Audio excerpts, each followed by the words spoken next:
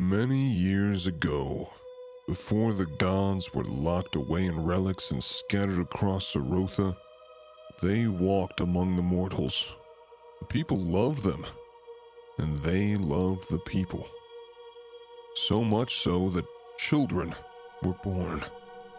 Demigods, blood of the Immortals running through their veins.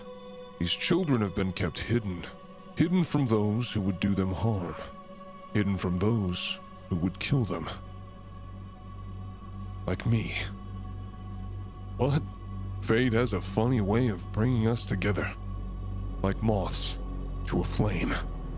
And if I sow enough chaos, if I burn enough cities, those demigods will have no choice but to reveal themselves.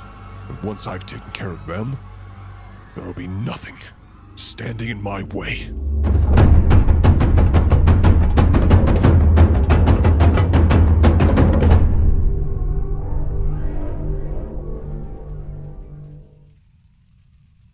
Well, hi everybody. My name is Commander, and this is our cast for today for Blood of the Immortals, which is a Greek and Roman mythology-inspired campaign, totally made up in my own brain, and I got some of my good friends from Twitch to help me bring it to life, so thank you all for being here. It's awesome to see everybody. We've got some dope shit that's about to happen. So I'm going to wait for Casey first before I go into the whole story and everything. But we might as well start a little bit with introductions. So Trisha, I think, is live on her channel, and Casey is live on her channel. I think Casey's setting up like a little overlay for everybody, so that's cool. Of course, if you guys want to go watch their streams, go for it. Anyone in my chat that wants to have like a multi-stream open or something, that's totally cool. So Trisha and Casey, I think, are both live for today. Welcome to everybody in the chat. Welcome to my beautiful, wonderful cast. We'll do introductions first since it's the first day of the show. We won't do this every episode of the show, just this first one, so that we can kind of get them out of the way and make sure that everyone knows who everyone is. And I'll do an introduction for our missing person when we get there. So we'll start off, and we'll start with Rossi on my screen is in the top right. So we'll start with you, Ross, and just introduce yourself. Tell the audience kind of what you're all about, what you do on Twitch, and you don't need to go too into your character because that'll happen naturally when we play. So just kind of tell them about yourself. Yeah, my name is Ross. I go by the name Rossi, R-A-W-S-S-Y. I'm a variety streamer. I stream a lot of brain rot. It's very like I'll go from just chatting to Minecraft speedruns to letting chat make dating profiles for me to you laugh, you loses, a bit of everything. Just kind of whatever I'm feeling that day. And I try to stream most weekends. I upload also a lot of brain rot to TikTok and YouTube. I'm just kind of having fun, seeing where it goes. And I'm Scottish. I live in London, and that's about it, really.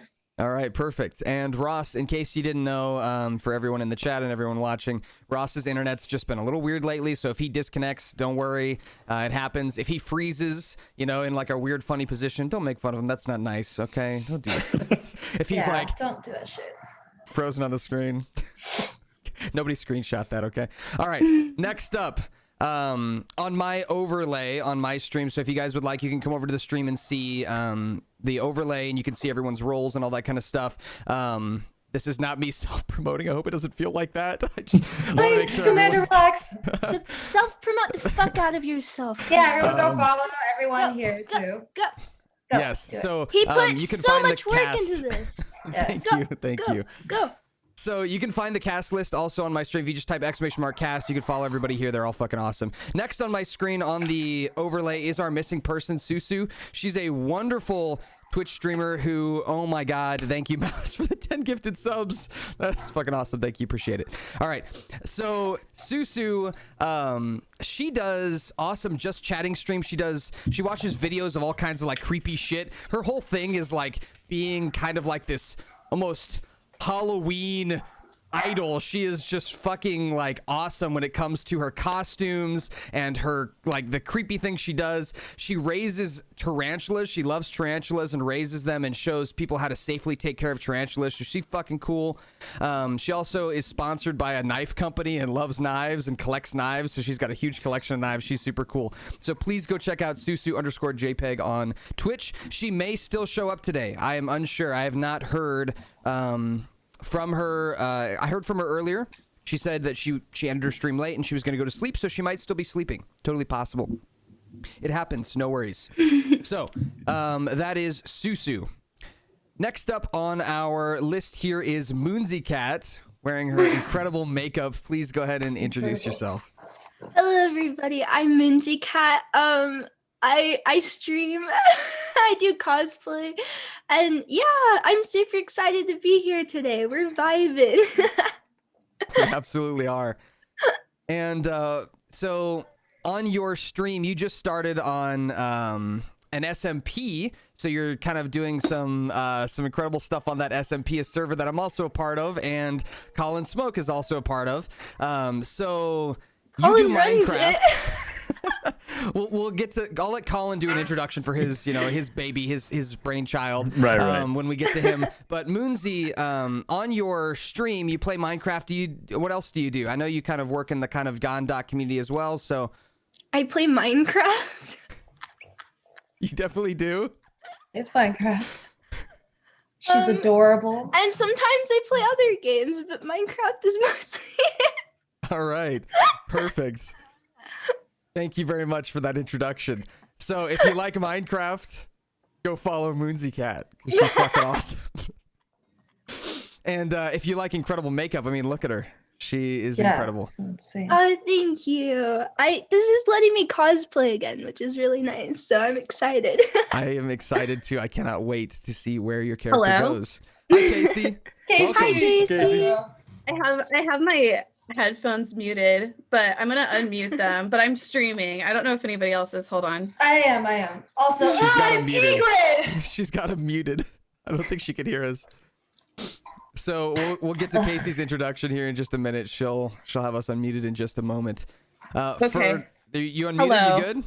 Yeah, I'm Hi, unmuted. Casey. I just didn't wanna stream anybody like talking about anything. You're you good. know. I appreciate You're good. that. You're good. I appreciate What's that. up? Hi, welcome. Nice cosplay. I'm loving it. Oh, thank you. It looks- I like how all the girls are cosplaying.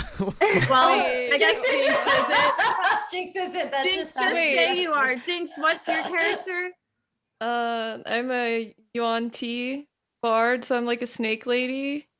See, Oh. I mean, if you just like put like some little like lines on your forehead or something, like draw a few like diamonds on there. Oh, yeah, that's a good idea. I was thinking about like that fishnet The thing. fishnet that- thing. Yes, Yeah! yes.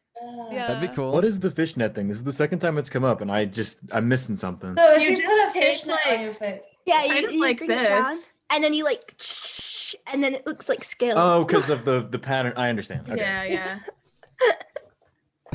Awesome.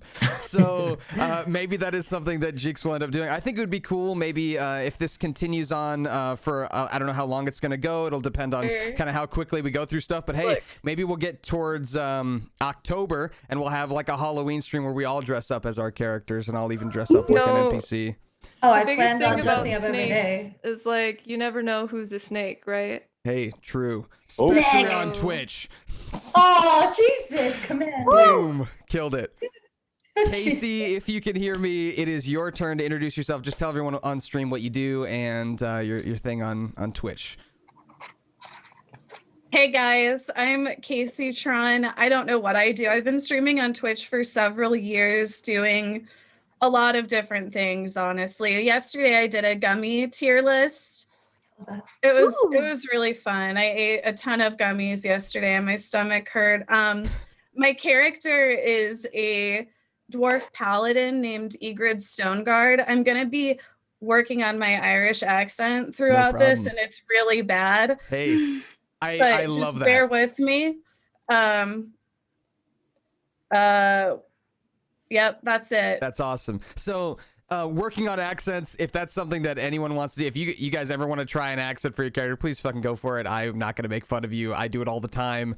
I go on D&D streams and try accents I've never tried before. Like right now, I'm playing a French man, a French character on MetaFamous's Into the Fire D&D campaign. So I don't even know how to do a French accent, but I've been trying, busting my ass trying it out. So it's a lot of fun. So if you want to try accents, go for it. But please don't ever feel pressured to do something for that with your character, because your character should be comfortable, like something comfortable for you to play. I wish I could do a cool accent, but all I could do is, hello, my name is Trisha. And I don't think it matches my character. No, Just it's perfect. try. Fringe is in. Huh? Weren't you Fringe is learning a in. Scottish accent earlier, or I'm have you just changed to copying Irish you. now? I don't know what accent it was. I was just imitating you, Rossi. Oh, that okay. Oh yeah, I was Try trying. your best, but you don't see I was trying to do a Scottish accent. Hey, Okay, perfect. see, yes, That sounds please. awesome. My Scottish accent, eh? That's not bad. Scottish is kind of a hard one to do, though. Ross would probably Yeah, I disagree. can't do that at all. I listen. It's fine. Bad Scottish accents. It's fine. We'll accept it.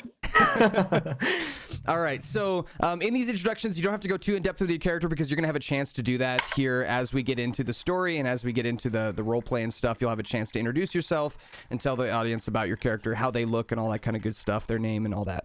So with that said, we got two more people to introduce. First off, did we do Trisha yet, or no? We hadn't gotten to Trisha yet. So we got three more people. So Trisha, go for it. Hi, I'm Trisha Isaberti. My character is called Tyria Nodalani. I don't know. I looked up a bunch of elvish things that meant moon. I am a high moon elf. Dwarves killed my family, and I'm wandering the lands attempting to find if there were any survivors. So screw you, Egrid, Pgrid. Also, I am 27 years old. That's my real age. Oh, never mind. What else? I am a professional chef. I used to work at a 2 Michelin star restaurant. I have a medal from the Japanese government for authentic Japanese cuisine. So normally people are used to me doing cooking streams, but I thought it would be fun to do some games as well, because I would do this off stream. So might as well have some people share these adventures with me. So I'm excited. Absolutely. Thank you, Commander, for putting this together. Of course, it's been my pleasure. I've had a ton of fun creating the world and getting everything set up for you guys to just have a fuckload of fun. So I hope that it is going to be awesome. And I believe it will be. Next up is Mafia Jinx. Go ahead and introduce yourself and let everyone know what you do on Twitch. Hi everybody, my name's Mafia Jinx. You can call me Jinx. My character's name is going to be Shisa. She is a Yuan-Ti bard, which is like a snake person. And the class is the bard. Basically, she grew up in like a cruel like family where they basically taught her to hide her powers and to like kill anybody who like found out that she's a demigod, because like she didn't want anybody to know, and the family didn't want anybody to know. But she secretly like, and another thing is like Yuan-Tis like hate humans, and like she loves humans and other races, and she really wants to be friends with them and branch out and make friends. And me personally, like in real life, I stream on Twitch. I'm partnered on Twitch, and I also am partnered on TikTok. And I play video games like League of Legends. I'm playing Rust currently, doing the OTB roleplay. Mostly like doing like 12-hour streams. I did my first 24-hour stream like accidentally the other day playing Rust. Yeah, I believe that. Rust can be super addicting. I still haven't played that game. Is it really fun? I want to. Oh my god. It can be. It depends on who you're playing with, I think. I think it definitely depends on who you're playing with. Otherwise, it could be totally not fun at all. I'm starting to like the vanilla servers with all the toxic players. Like I think it's really fun to like get some new interaction. Yeah. I would do it on stream because, like, god, the things they say, I would get banned. It's dangerous to go into a Rust server that's not an official content creator server on stream. Very dangerous. All right. Thank you so much, Jinx. And last but certainly not least, Mr. Colin Smoke, please let us know about yourself, what you do on Twitch, and of course, people want to know more about your little SMP as well. So, of course, big yeah. SMP, so, not little. No, I don't mind. So hi, my name is Colin Smoke. I'm a 21-year-old streamer from Pittsburgh, Pennsylvania, so East Coast. I'm currently a college student and streamer. I stream mostly Minecraft, but I'm expanding more into variety and just chatting in the coming weeks. And my character's name is Leon. He's a Minotaur pirate, and he's a big softie, and I kind of love him. So I'm very excited about that. Real life. you know me, like, the big hulking, terrifying, muscly man. Right. It looks right, 100%. Same physique, just giant. Yeah, 6'5", huge, muscular. I mean, just like you are in real life. Right, exactly. Could crush a watermelon between my biceps. You know how it is. Dude. The whole 9 yards. But yeah, no, I play a lot of Minecraft predominantly. I also was on Loverhost previously. I also started up a pretty cool roleplay server for Minecraft that several people on the show tonight are a part of, which is really sweet, called The Last SMP. And that's me. All right, thank you so much for those introductions, everybody. Again, Malice, thank you for the 10 gifted subs. Seriously, I really, really do appreciate it. I want to set this precedent early that when I'm streaming this campaign, I don't often interact with chat because it ruins the flow of roleplay and storytelling sometimes. So if you are gifting subs and stuff, I really, really do appreciate it, and I shout out at the end of a stream. So at the end, I do all the shout outs, and I read through them all and give a big thank you to everyone who gifted subs and stuff. So please don't be angry if I don't get to you in during the stream. But Malice, that's 20 gifted subs, 21 gifted subs today. I seriously do appreciate it. Colin 07. Yeah, what he said for me too. Yeah, I'm not going to respond to all the things. Yeah, I'm pausing now. I'm very thankful. So again, thank you guys very much, and Cycrum as well. All right, I'm going to stop acknowledging subs and stuff for now, and we'll get back to it at the end of the stream. Thanks again, everybody. Really appreciate it. I hope that you enjoy this show. And I'm going to go over a few guidelines first for the audience and for the players before we get rolling. So to start off, to let you guys know, this campaign is an entirely homebrewed campaign. So if you're somebody who knows all of the rules of D&D and is just somebody who is very into the official lore of D&D, I want you to know almost none of that shit's going to be in here, okay?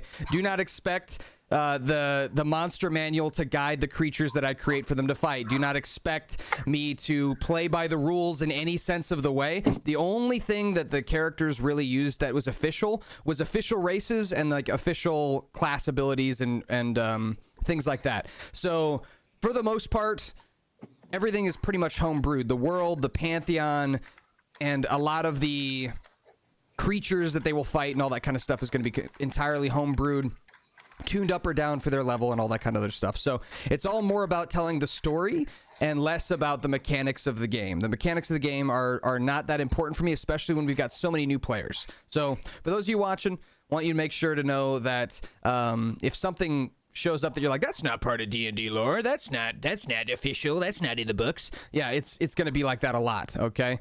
A lot. Second thing to know, if you haven't seen the trailer for the show, that all these players, their characters are what are known as demigods. So they are the son or daughter or child of a god from my world. And those gods will be revealed to you guys in time. You'll kind of get to know them. And the pantheon is entirely homebrewed. They're all gods that I've come up with and kind of created.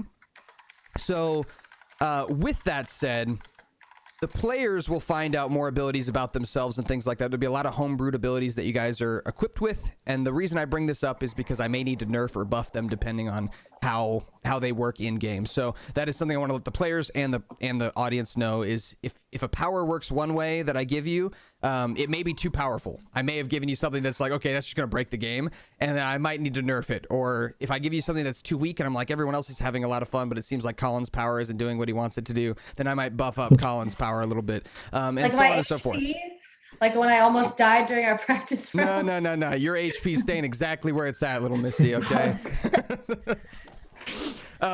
With that, this is episode 0, so there's probably not going to be any combat today. We're only going to have a couple hours to get to know each other because we started a little late, and I want mostly to focus on the characters meeting each other, setting up the story, all that kind of stuff.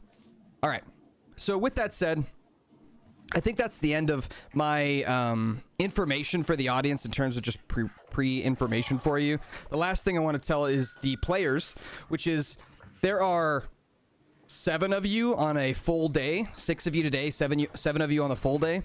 which means there's going to be a lot of people trying to get their word in here and there, and that can end up being very confusing and hard for me to hear, especially on, over the internet, where it's not like we're in person where you could like lean over and like tell me something personally. It's we're all on a Zoom call. We hear everything that each other says. So with that, if you're talking to your chat or something like that, please just mute yourself. And last thing is, in the game, when we're doing situations, if I give you a situation and you want to say something, go for it.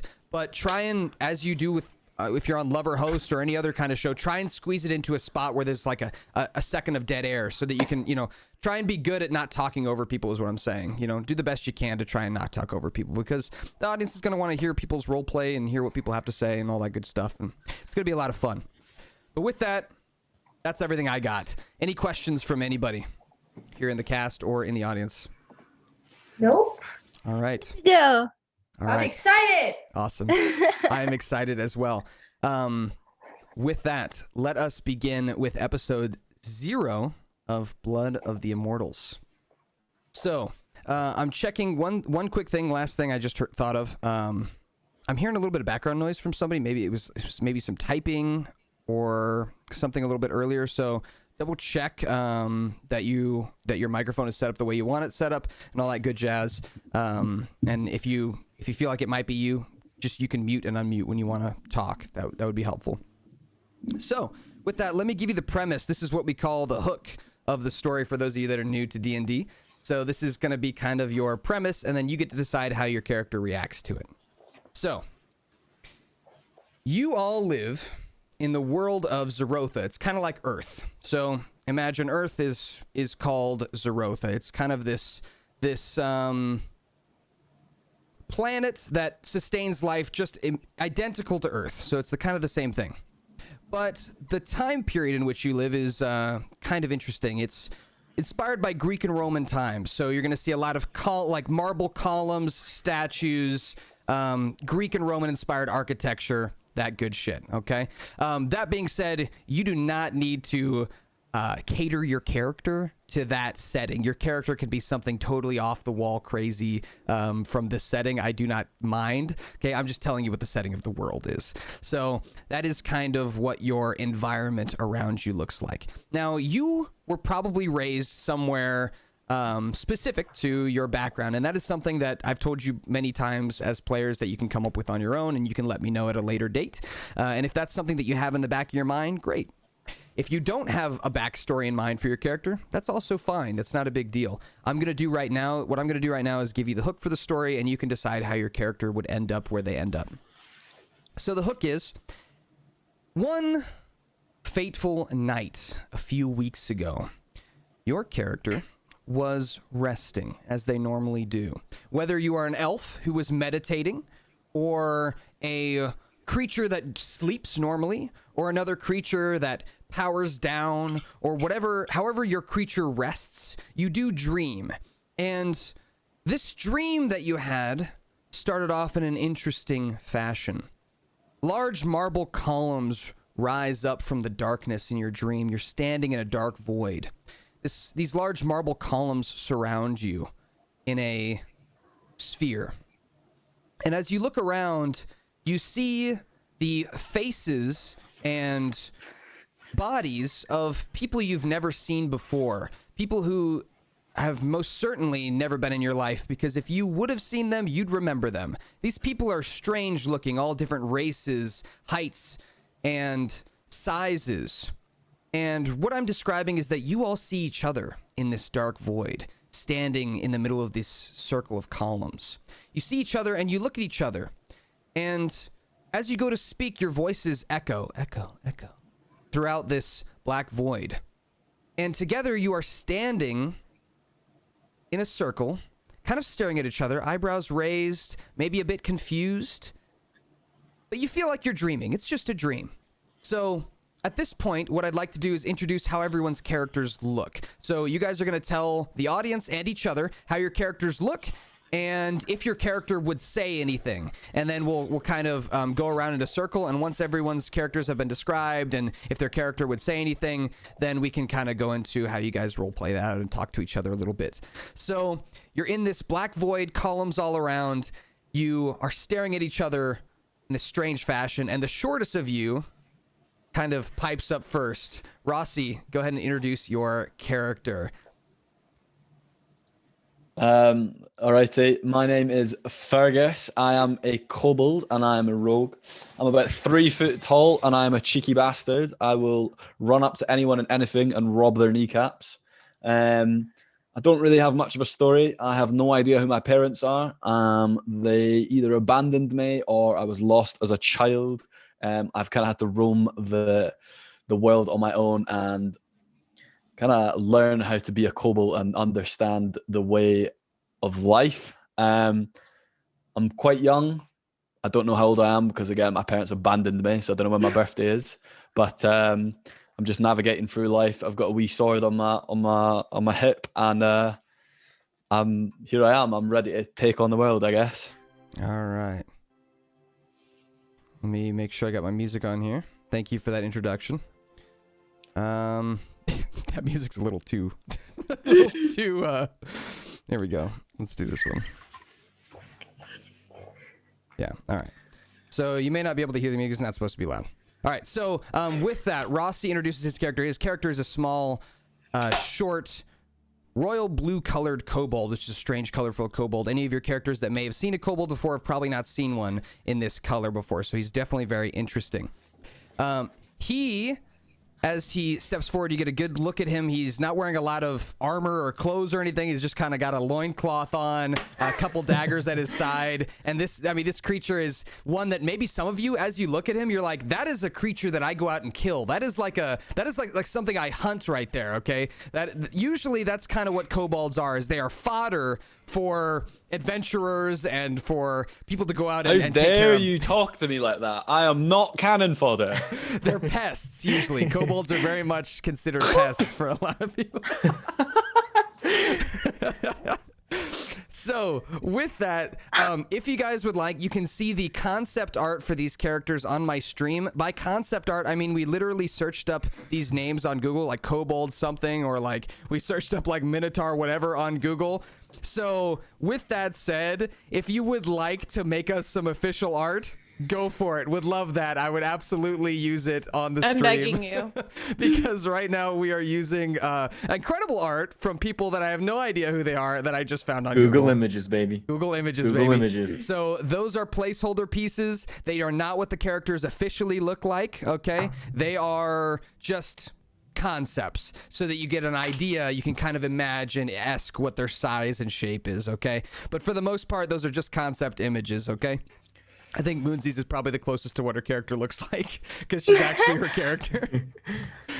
So, next up, I'll have Susu's character. I'll kind of describe her as best I can to you. I'm not going to give you any specifics because I don't know the specifics. But I will tell you that the bottom half of Susu's character is a spider, 8-legged spider. Large, but not extremely large. Probably the torso of this, or I guess, what is that called? The thorax? Is that what that's called? The back part of the spider? That part is probably as big as Rossi is if his character laid down flat on the ground and spread his arms and legs out. That's probably about how big the bottom half of her body is. And so for someone of her race, which is called an Arachne, it's a smaller body. She's not huge. She's pretty petite for her size, for her race. The top half of her body is a woman. I'm unsure of her armor or her clothes, her hair color, eye color. I just kind of found something on Google Images, so I'm not going to describe that to you. But she doesn't say anything. And I imagine that's probably somewhat as her character would. She is a bit stoic and just kind of stands with a curious smirk and eyebrow raised, looking at you all, but doesn't say anything. That is Susu's character. I do not know Susu's character's name.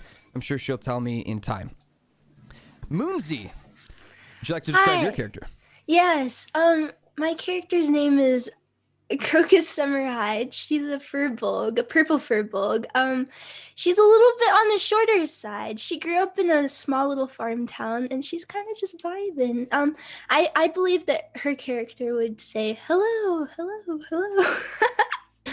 Nice. Okay, so kind of the first words that are spoken in this realm, you all hear Crocus, who you are not sure of the names of each other yet, but you just kind of see each other. We're just describing for the audience, but you do hear this furbolg, kind of purpley pink colored furbolg, speak and say hello, hello, as it kind of echoes throughout this chamber. Next up is Miss Casey Tron. Go ahead and introduce your character.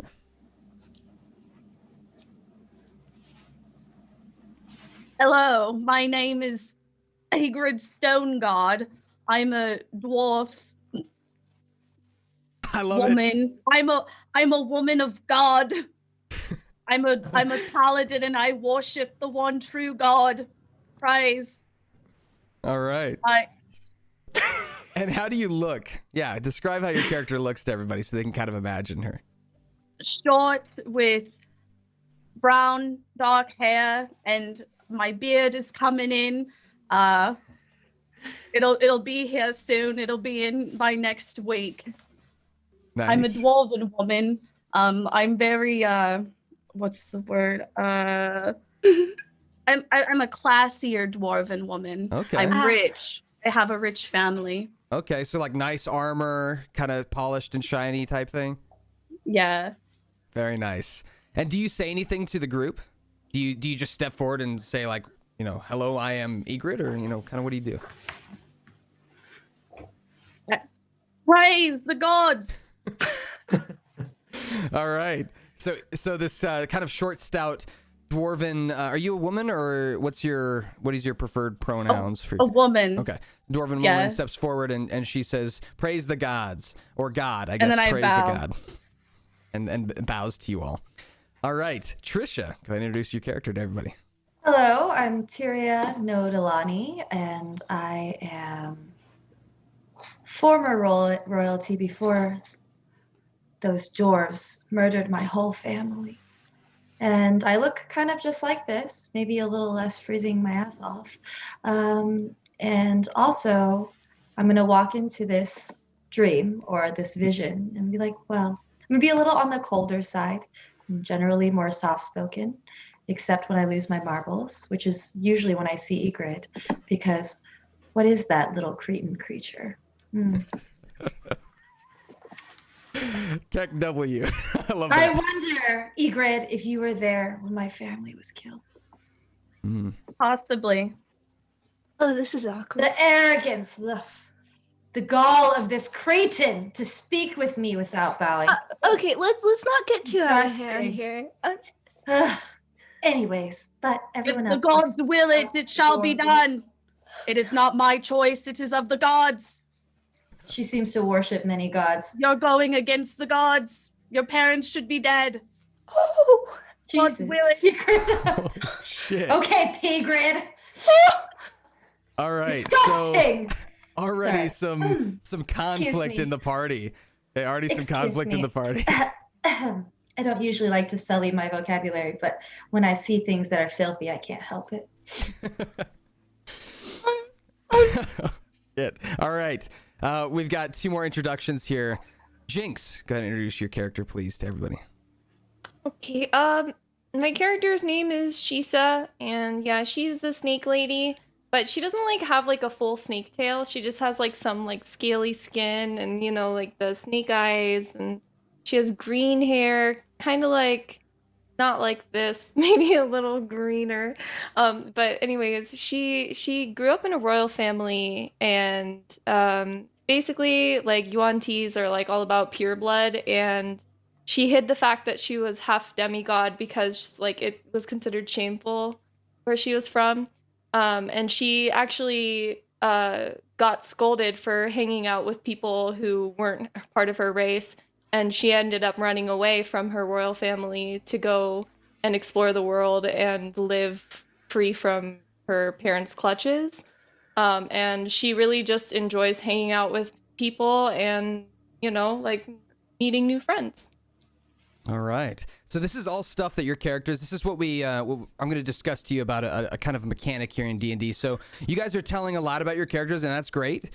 But this information is not common knowledge between each other. Just so you guys know. So you as players know about Jinx's kind of aversion to her previous family and how she is, even to the point where you guys knowing each other are demigods is not something that your characters know yet. So you're each other's characters. You don't know all of this information that they're telling you, just what they look like. So that's the only thing that your characters really truly know about each other. The rest of that information is just to tell each other and the audience about your character. That's all. So I just want to make sure that you know that. That's called metagaming. Oh. I have very big boobies. All right. Big mommy milkers. Milkers. Yeah. Big That's tatas. important. Yes. Big Very big. badonkadukas. All right. What's that? You guys ever seen that meme where he goes over like the 30,000 different names for tits? Okay. Anyway. Oh, God. All right. Last but certainly not least again is Mr. Colin Smoke. Sorry, allergies are a little better You're now. good. So my name is Leon. I am a Minotaur man, a seafaring man at that. My people are primarily pirates of the piratey type, not necessarily the nicest folk, bit of a rough crowd, kind of raiding ships that may pass by the village and whatnot. Though I do have a bit of an internal conflict about how I feel about the whole enterprise, all that. And I've always kind of felt like I don't really belong and I belong somewhere else. So yeah, that's kind of me. Just big Minotaur dude, long coat, and you know the classic like piratey sort of hat, that kind of vibe. That's kind of what I'm feeling. So very nice. Very nice. So what I'd like you guys to do, please, is change your name on Zoom to your character's name so that everyone can remember each other's names a little bit. And then that way I can also put them in the chat as well for people.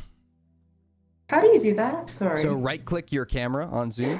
Right-click your camera. And then yeah. rename. Oh, learn a new thing every day. I did not know you could do that. Did not know And you I could need do to that. move Moonsy's camera down. Get that real quick.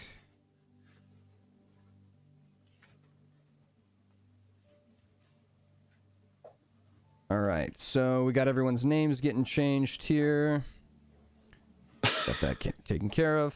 All right, so we got Fergus, Leon, Shisa, Crocus, Tyria, and Egrid. And then Susu's character will be named at a later date. But again, she doesn't say anything, so it makes sense that you wouldn't know it anyway. So, with that said, as you guys all stand in this circle, it's quiet except for the echoes of the hello from Crocus and the spit-spat between Tyria and Egrid back and forth begins to kind of echo and then trail off into the distance in this dreamlike realm. Would anyone like to do anything in this state? I mean, anything at all that you can think of within reason of where you're at. And you've got all your possessions on you. Everything that you would normally have on you during the day is kind of what you're holding on to. So first and foremost, I want to walk up to Leon. I'm going to stand underneath Leon and just see how much taller he is than I am. Okay. Height comparisons are important. Height does not matter. I might be 3'2", but I'm ready to take on the world. Okay, so this little blue kobold kind of like walks up to you, shoulder swagger like Conor McGregor. Yeah. Who the fuck is that? So being just short of 7 feet tall, I do not notice you for a second. Just completely under my radar. I noticed that Pigrid Stoneguard seems to be partaking in the forbidden leaf that my royal parents have warned me about. Okay, Those types of that's sinners. probably not canon. Let's. It's a way to keep me closer to God. Okay, is this canon now? Is your character? It is canon. It is canon. No. I've never got- seen this so- type of leaf on the farm before. This is strange. It's a sacred leaf that we use to worship the gods. That's so cool. Oh my god.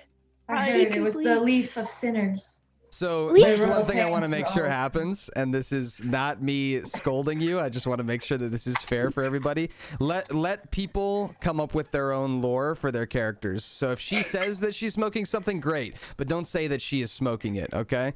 Just to make Oh. sure that she feels in control of her own character, Oh, because my it's bad, her, my because it's bad. her character. Just want to make sure that that's a precedent that we set, because I don't want that to become like a habit. It's fine here because she played along with it and it's all great. I just don't want it to become a habit because somebody might say something and the person might be like, well, I'm not doing that. That's not something I want to do. So Okay, fair. just want to make sure that that precedent isn't set. But Egrid, is that something that you want your character to have canon? If not, we can strike it. It's all good.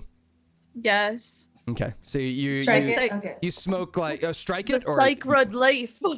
you want me to strike it, or do you want to actually have it?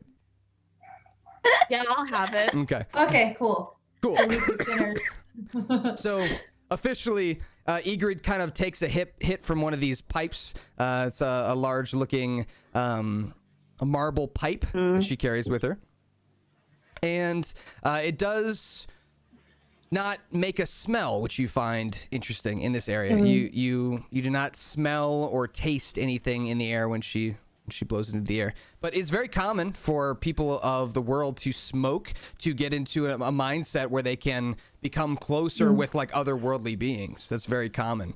That's something that Yes. happens in real life too, just not even in D&D. People do that shit all the time. So trying to communicate with... What is this real world that you talk about? Okay, yeah. A real world. That's just Commander telling you. So, with that, Rossi, Fergus, as you walk up to Leon, Leon doesn't seem to notice you. Do you want to try and get his attention?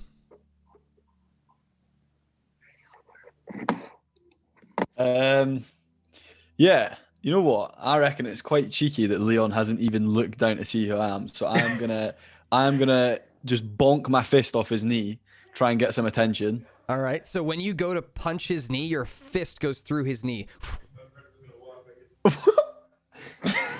My bad. like a ghost. Oh right, okay. Fuck. Fucking out. I'm confused. My fist has just gone through this person's kneecap, and I'm just kind of like staring at my wrist. I'm like, where on earth has my wrist gone? And I just kind of look up at Leon again, and I'm like, oi, dickhead. So now you notice him as he says, "Oi, dickhead!" And you kind of look down. You see this little blue kobold whose fist is in your leg. It's disappeared into your leg. Is there a problem?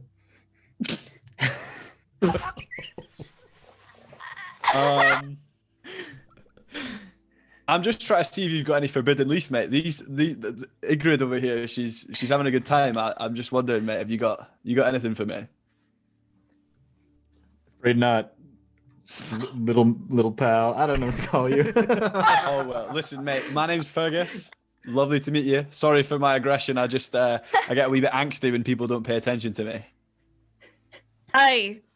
I'll give him some of my leaf. Praise the gods.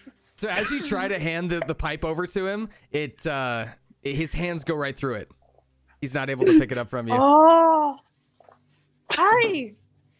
What's going on? I'm sorry I mate? wasted your forbidden leaf, Igrid. I didn't mean it. You're gonna have to hold me later. I'll remember this. Egrid will remember this. Shows up in the top right of the screen, like a Telltale game. Oh.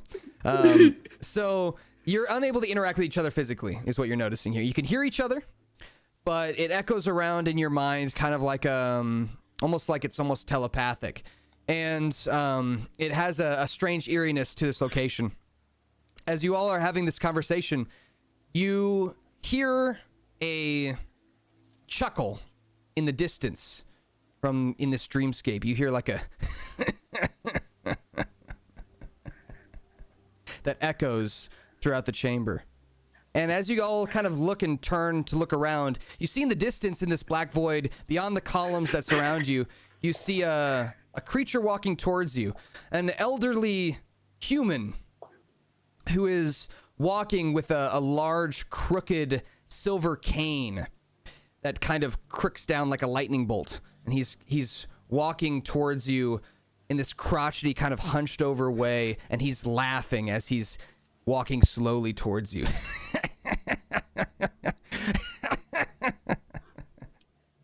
It takes him a while to get to you. Do you guys say anything on his way there? I mean, it's like a whole minute of him like chuckling and walking. It's like awkward. What Hey, the fuck? what's going on, mate? Oh my, what is this decrepit looking creature? Don't be mean. What the fuck? Oh, Crocus, I'm just Oh. speaking the truth. Maybe we should ask him what's so funny. Like, why Hey! is he laughing? Hey. Why are you laughing? As he's kind of like crotchetily walking towards you, he says, I'm laughing because I haven't seen demigods in over 1,000 years. It's been a long time, he says as he continues forward towards you. And who the fuck are you, mate? How does he know such personal details about us?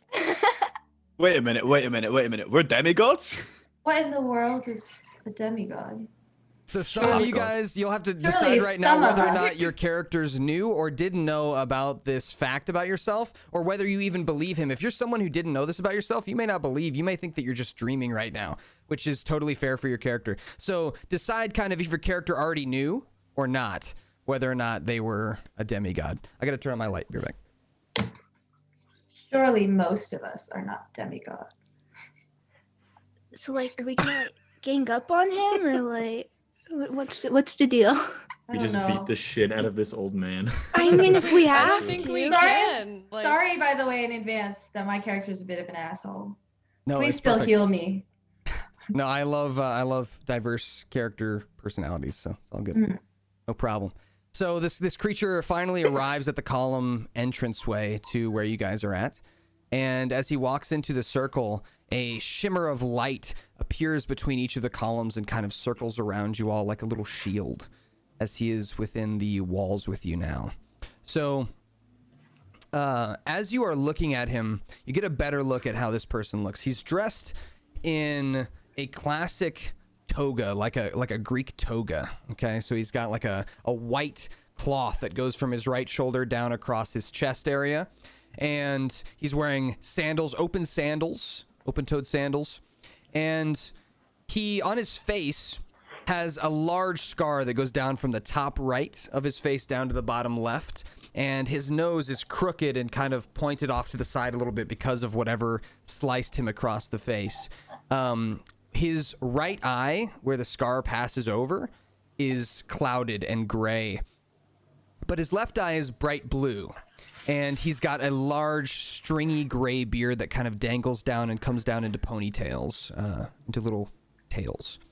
And as he comes into the circle, he smiles this kind of creepy smile like this, and just stares at you. And he says, well, it's taken me a lot of power to get you all here. Hey, fuck off.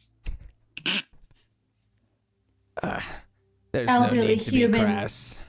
Cease your smirking. Excuse Tell me us for why her you have us language. here. She's been having a bit too much of the forbidden leaf. She doesn't know what she's chatting. Who might you be, sir? It is a pleasure to meet you. What do you mean power? Who are we? Talk to me. Explain. We're very confused. Elderly human, I command you to explain at once why you have taken me from my home. Do not worry. You are still safe asleep wherever you lay. You are safe here. This is just a formality. I must inform you of what is to come. My name is Romulus. So those of you guys that care, this is a good chance to start writing down any kinds of notes that your character would want to know. So anything that you would want your character to remember, you have to remember it. I'm not gonna tell you stuff that you remember, because you as a player should remember things. So there are certain things I'll remind you on, but like big character names and things like that, for the most part, I'd say is probably your job to remember, because your character might be airheaded and just forget all kinds of shit, and that could be a character trait. That's fine. But Sorry, mate. I've gone a wee bit deaf in one ear. What did you say your name was? my name is Romulus. Romulus. Romulus.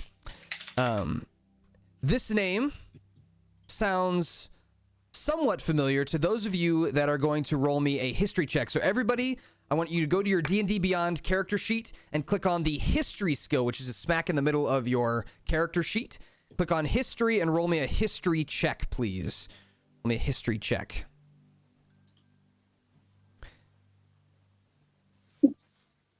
Now, where is Casey's in there. Okay, so it should be smack in the middle of your character sheet. Is it just HIS or something? History should be. So if you look in the middle of your D&D Beyond character sheet, there should be like a list of skills starting with, I think, acrobatics or something, and it goes alphabetical down. Yeah. So Oh, I see it now. history. Sorry. Yeah, you're good. I don't think There I we have go. history. Oh, there it is. Yeah, everyone should. Let's see. Sorry, 1, 2, 3, that 4, just took me a 5. minute. No, you're good. You're good. So I got a roll from Colin, Moonsy, Rossi, Casey, Trisha. Who am I missing? Is that Jinx. Jinx?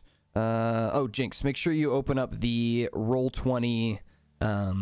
link that I put in the Yeah. chat. Here we go. All right. I rolled lower than the dwarf. Oops, I didn't mute myself. Sorry. All right. So there we go. Gotcha. Rolled So twice, we I got. think. As you look at these numbers here, you'll see that some of you guys rolled pretty low, some of you guys rolled pretty high. Looks like Trisha might be proficient in history because she's got a +4 there, but she still rolled pretty low, unfortunately. So the way it works is I have a number in my head, and that number, depending on if you beat it or not, I'll give you certain information about whatever I just asked you about or whatever I just showed you. So in this case, Romulus is a name that some of you guys recognize and some of you guys don't. Specifically, Colin and Casey, Leon and Egrid.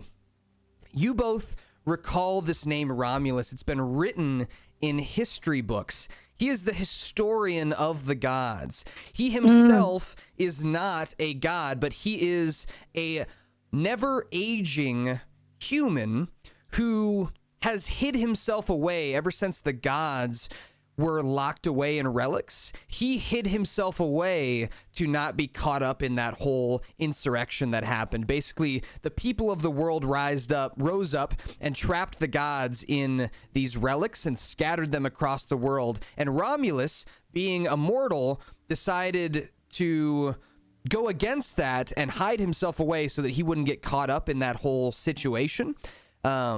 And so nobody has seen him for centuries. But this name strikes familiar to both Egrid and Colin. The rest of you can't remember hearing of a name Romulus before. You're not sure who that is. But Hey, yeah. I've read about you in my Bibles. You're Romulus. You're the historian. You were hidden away for years. Aye, yes. That is I, Egrid. And it is a pleasure to meet you. And the Yeah, I rest still of you. have no idea who the heck this guy is, but okay. As you hear an explanation from Egrid, some of you may recognize it and some of you may not. It'll depend on what you think your character would recognize. So do you think your character would have learned about the gods and in the history books and stuff? Do you think your character would have gone to school? If not, then maybe you wouldn't know about this person. But if your character at all had any kind of education, you would probably know the name Romulus, especially after Egrid gives you the explanation of who he is. And Leon, you were like, yep, that confirms it. If Egrid knew it, then I know it too. It's definitely him. Of course, one heretic would recognize another heretic. My people only worship the moon. Aye, the Well. moon isn't a god. That is no god. You're a non-believer, and you will pay. Hmm. My character kind of pipes up after listening for a while. Romulus, what do you want with us? Why are we here? Well, Crocus, I'll tell you that your mother needs help, and we need help from your mother. Now, you seem confused. It seems as though maybe whoever raised you didn't explain everything fully to you. Are you aware of your abilities, Crocus? No. Ah, Who are you? I am the all-knowledgeable, the all-seeing. And as he says that, his gray eye that's kind of clouded over kind of like glows a bit and then stops glowing. It kind of, the glow dissipates. He says, I see and know all. But there are some things that, in my old age, I do not have the power to do myself. And in this case, I need the help of you all. You all are the last of the demigods. There are a few scattered about the world other than yourself, but it's harder to get in contact with them. With you all, it was simple. I awaited your sleep, and here you are. The problem is, and he looks at you all, furrows his eyebrows, and kind of grimaces a little bit. He says, this is taking a lot of my energy. I'm an old man, you see, so I cannot keep you for long. But I will try my best to answer any questions you might have.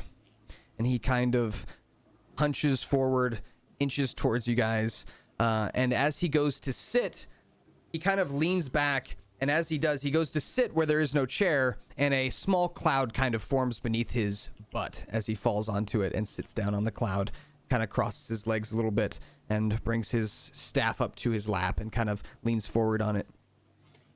He says, so, if you like, I can just tell you what I need. Or you can ask me questions. Either way, all will be clear in time. You What do said you we mean, were our parents? demigods. Yes, you are demigods, Egrid, children of the former gods. Yes, even you, little Fergus. Our parents, my royal parents already perished to those evil dwarves. Well, Tyria, you may think you know all, but you do not. Your parents kept a secret from you. You are a child of Freya. Raka. Raka. Sorry. Got a lot to keep track of in my head. Raka, who is the goddess of war and fury. And it seems it's been following you around since you were a child. Is that why every time I get angry, things burn? Yes, it is quite astute observation. And one that I'm sure has annoyed you for quite a lot of your life and caused many problems. But I see his glowing eye kind of flashes this glow again. He says, I see a spark within you. There is something there. You are not all but lost. You may just yet prove to be one of the most powerful demigods we've ever seen. And he kind As of long nods. as I can find my revenge. I don't believe that. Egrid, Revenge on your people. Egrid, you have She'll spent need a to lot learn of how your... to drop her attitude before she learns how to use her powers. Amen. Amen to that, brother. Sure. All right, so this is kind of where we're getting into the like not being able to hear each other. So just double checking there. You're good. Just want to make sure everyone can hear each other. So he says, Egrid, you know, smoking will give you cancer.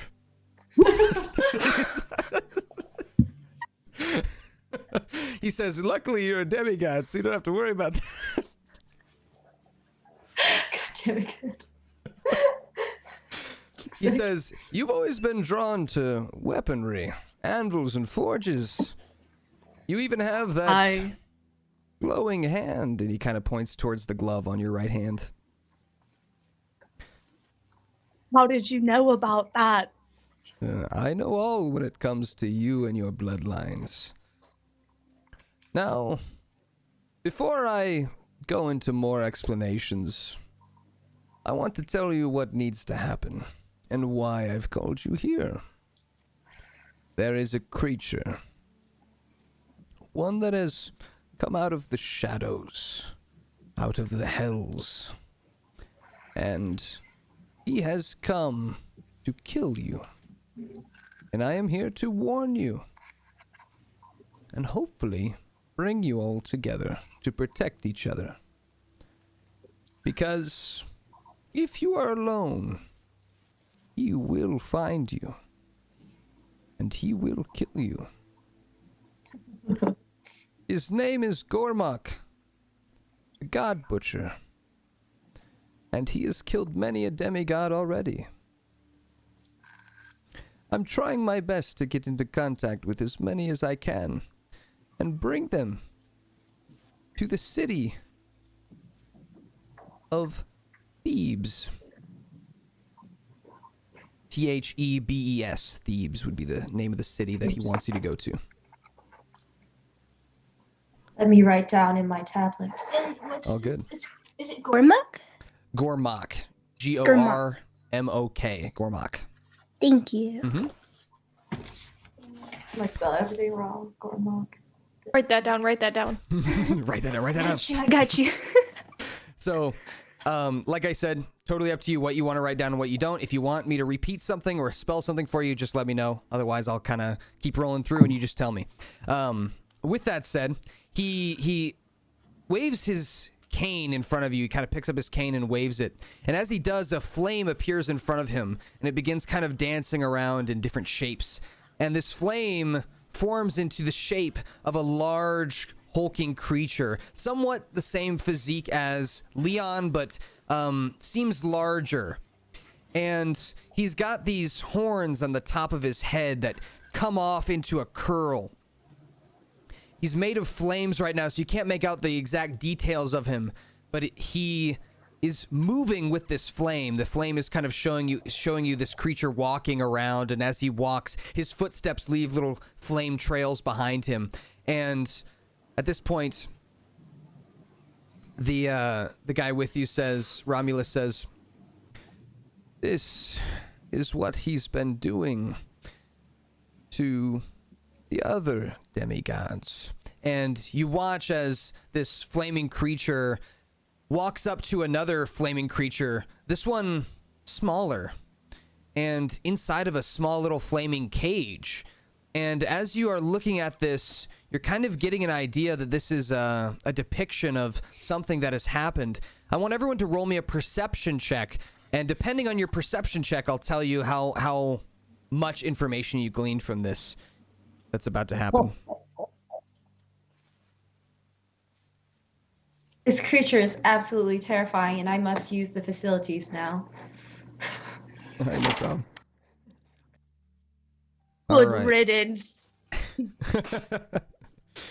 All right, so we got a perception from Casey, Ross, Colin, Mafia, Moonsy, and Trisha. Okay, so I'd be shocked if Egrid had any sort of perception. Egrid, Fergus. Damn it. Leon, Why are you rolling such high numbers? Fuck. Yeah, Egrid, his Fergus, is and- actually twice yours, so. True. Leon. Luck is also a talent. You guys, as you're looking at this, you get kind of a really good view of what's going on. And the other three rolls that are kind of lower, you're balanced out by your other three party members, so I'm not going to have you guys... you're not going to lose out of any information, so you all kind of see what happens here. This flaming creature, he comes up to a crib, and he takes a baby out of a crib. And he looks like he's about to hurt it as the flames like disappear and like dissipate, but you don't see anything graphic. He then walks up to a child who is swinging around a sword out in a field, like a wooden sword, and he points his hand at the child, and the child falls over. This creature is hunting children, and you get the idea that it is taking down people like yourself, as presumably demigods. Now, some of you, this is your first minute and a half of even knowing that you're a demigod, so this is a very surprising revelation to you, and one that you had no idea that there was somebody hunting you down. But Romulus says, as the flames disappear and dissipate into sparks, he says, "All hope is not lost, but you are stronger together. I know you have responsibilities in your hometowns. You have family and friends. But I promise you, they will be safer if you are not there. I promise you, you will be safer together. And I need your help. We need to find your parents. And that is something that I am unable to do alone. We need to find and release your parents from their relics that they've been trapped in. Crocus! Moira! She's trapped within a seed. A large field. I don't know the location of the field, and I've heard that it is swarmed with guards and creatures. Shisa! Vivian is trapped within a harp, atop a large mountain, inside of a cave. But I can't see where this mountain is, and I don't know what's guarding it. Leon! You have a quest in front of you. Leon, you must follow your own path, and I can't give you any hints about where your parent is. Because if I do, their location will change. So, it is up to you to find. Fergus. Oh, young Fergus. You are the youngest of everyone here. The last demigod created before they were locked away. And you were in the womb for a long time. Many years awaiting birth. You know nothing, do you? Do you have any idea who your parent is?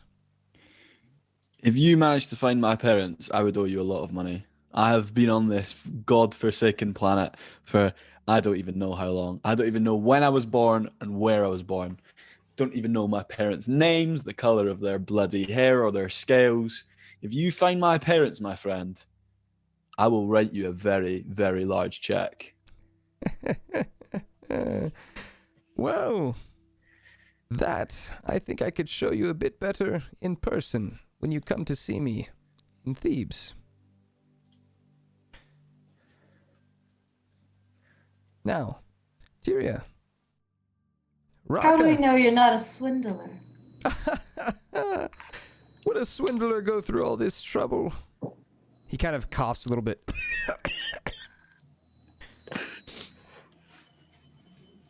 Yes, Maybe they you should certainly smoke would. less forbidden leaf and smoke some of Put this your mask on, old man. sacred moonflower instead. What does it seem like I want from you? Do you think I want to hurt you, as Gormok does? Is that what you're worried about? What do you stand to wants- benefit from us, though? Everyone wants to hurt me. The problem is this. Sag. Gormok. Gormok is too powerful. For me. Much too powerful. I can barely keep you all here for this amount of time. What can we not fight them ourselves? You can. But you will need the help of your parents. For they and their relics will allow you an intense amount of power. He kind of But why- nods. Why us? Who even are these people, these creatures, these monsters? I've never seen a snake person in my life before. I've never seen somebody so tall. And I've Don't never you seen somebody say- smoking forbidden leaf before. Why Don't you us? say, Fergus? We're the chosen ones. We're a the sense. chosen ones. You might consider yourselves lucky or unlucky, depending on the way you look at it. You This are the is children so of gods. Children of the gods. We shall meet in Thebes. Egrid. I will ready my horse in the morning. Egrid, you should do that. Because Brash, his anvil that he is locked in, is at the bottom of the ocean. It will be a very difficult relic to find. I'll need all the power of the gods. And where's my You mother? can get. Where's my mother, Romulus? Where is she? Raka's spear is separated into two ends of the earth. And you'll need to find each and bring them together. How will I find them? Well, that is something I could show you better on a map. And I will show you when you are here in Thebes. I'm running out of time. Romulus. And as he does, the pillars shake. What was my parents' name? Your dwarven parents or your godly parent? Oh. What do you mean, my dwarven parents or my godly parents? My dwarven parents. Your dwarven parents? You know this. your dwarven parents' names are Jack and Ingrid. I was testing you. I was testing you to see. At least some of you bloody have parents, man. Oh, it's okay, little lizard man. Sag. My parents are mean, so they suck. Yes. My royal parents were very kind. Were, Egrid. Were. Y'all got mommy and daddy issues? Yikes, says Romulus. He says, I know much about your past, but I don't know everything about you. Your heart is your own. Your mind is your own. But your history is something I am aware of. And I would like to show you more here in Thebes when you arrive. So, I expect to see you soon. It is up to you ultimately whether or not you arrive, show up. But understand that if you stay where you are, Gormok will hunt you down, and he will kill anyone he needs to get to you. Because with all of you out of the way, nothing can stop him. What is his goal? His goal is to kill you all, so that nobody can stand up to him. What a little doo-doo head. Yes, indeed. That was muted. Sorry. He says, he is a doo-doo head. Yes, agreed. I am out of time. Find me in Thebes. I will reveal myself to you at the town center fountain. For now, I bid you adieu. Fergus, Leon, Shisa, Crocus, Tyria, Egrid, and he looks over at Susu's character, and the stoic and silent one. I'll see you all soon. And he disappears into a cloud of smoke. And as he does, the columns kind of shift and shake and disappear as you're all standing in the black void with one another, and you blip out boop, boop, boop, boop, boop, one by one as you guys begin to wake up in wherever you fell asleep. So that might be you fell asleep in town. You may have fallen asleep in your bed at home. You may have fallen asleep out in the woods by yourself. You may have fallen asleep in a tree. I don't know where your character wakes up. That's up to you. That's up to wherever your character wakes up. But you feel a sense in your mind of where you need to go, like something pulling you in a direction. And it's a strange feeling. And you feel this blip in whatever direction the city of Thebes is in, as you all kind of make your decision on whether or not you want to go and how you want to go. So with that, I'd like to give you a little bit of time right now. If you are someone who wants to role play out your character leaving, I would love to have that happen if that's something that you want to do, like how your character would say goodbye to their parents or pack their things up or say goodbye to their best friend or their wife, or, you know, if they're married to somebody or if they have a girlfriend or boyfriend or whatever. Say goodbye to their pet dog or bring their pet dog with them. Whatever you want to do. It's very open here because you're going to kind of describe to me how you imagine your character to be, where they are, the things that surround them when they wake up. All of that stuff is totally up to you. And if you don't want to come up with something for that, you don't have to. You don't have to. But once we go through these goodbye moments, I'll fast forward us to arriving in Thebes together. So, anyone want to role play going out? And I'll play any character you want. I'll play your parents. I'll play, your best friend. I'll play your dog. Doesn't matter.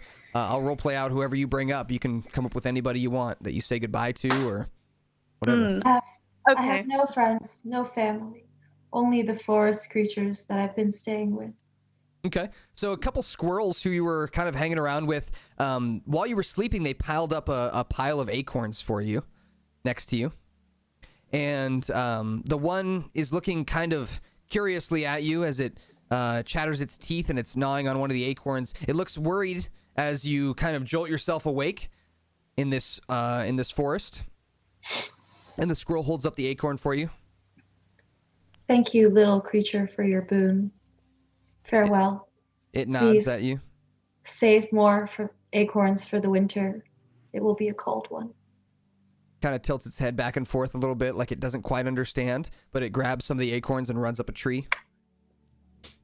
Live long and prosper, little thing. Farewell. All right. So that is Tyria's goodbye to whoever's around here. You guys don't have to do this if you don't want, just letting you know. This is totally up to you. So anyone want to do that? Say goodbye to somebody? Yes, Ingrid, go for it. I want to go to the church before I leave and say goodbye to the Archbishop and ask him for his blessing. Okay. All right. So you walk up to the church. The church is a large stone church that's kind of built into the side of a mountain in your hometown. And you're raised in an area with a lot of dwarves, so it makes sense. There's a lot of stoneworking and metalworking happening around you. And the church here is the Church of the One God. And the archpriest, the archbishop, he comes out from the pulpit as you walk through the big main doors of the church. Big stone walls with stained glass throughout them kind of surround you. Your footsteps echoing throughout this room as you walk forward. The archpriest says, "Ingrid! Hello! Good to see you, my child." Archbishop, Romulus came to me in a dream. Romulus? And I have to leave. Romulus. Well, Romulus doesn't exist. There's only one god. He's some made-up shit. Oh, I saw him in a dream. It's another god, not of this world, not of known to us. But I have to set forth to Thebes. Ingrid, you cannot leave. There's only one god. You just go back to whatever you were doing before. Live your boring, dull life here. But I can't, Archbishop. I have to leave. I saw it in a dream, and something's pulling me to it. May I have your blessing? Ingrid, I'll only say this once. Go back to your house and fall back asleep. Don't come to me with this again, as he turns around. I can't. I must go. Goodbye, Archbishop. He kind of looks over his shoulder at you with kind of a scowl, and he says, "I'll make sure your parents know that you abandoned the church."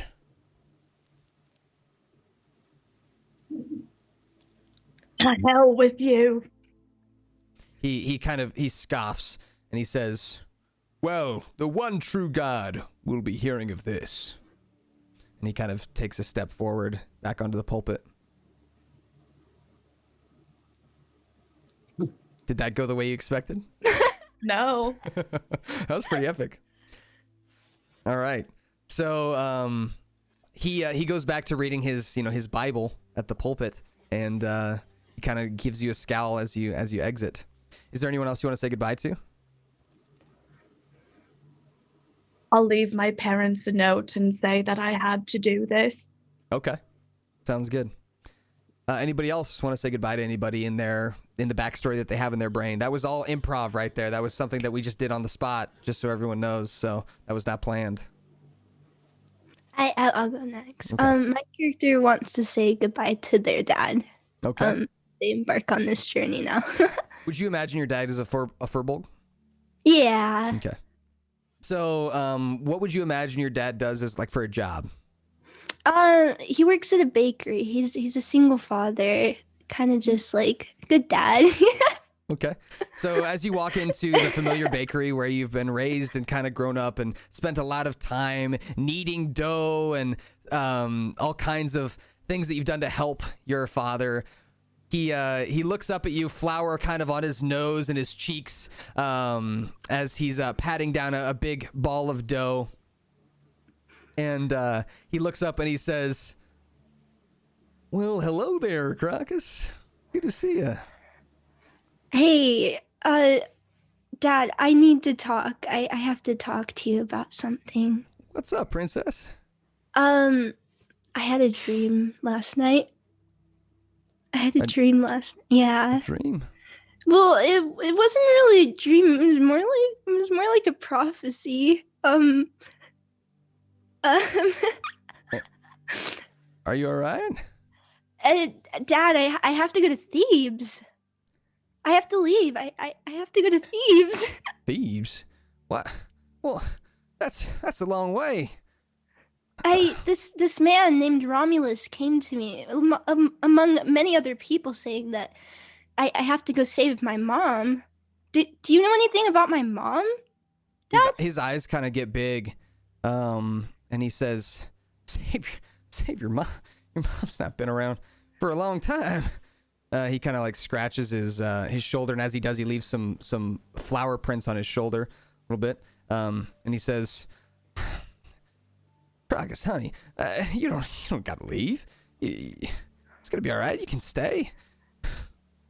No, something's not right. You're not telling me something about my mom. What are you hiding from me?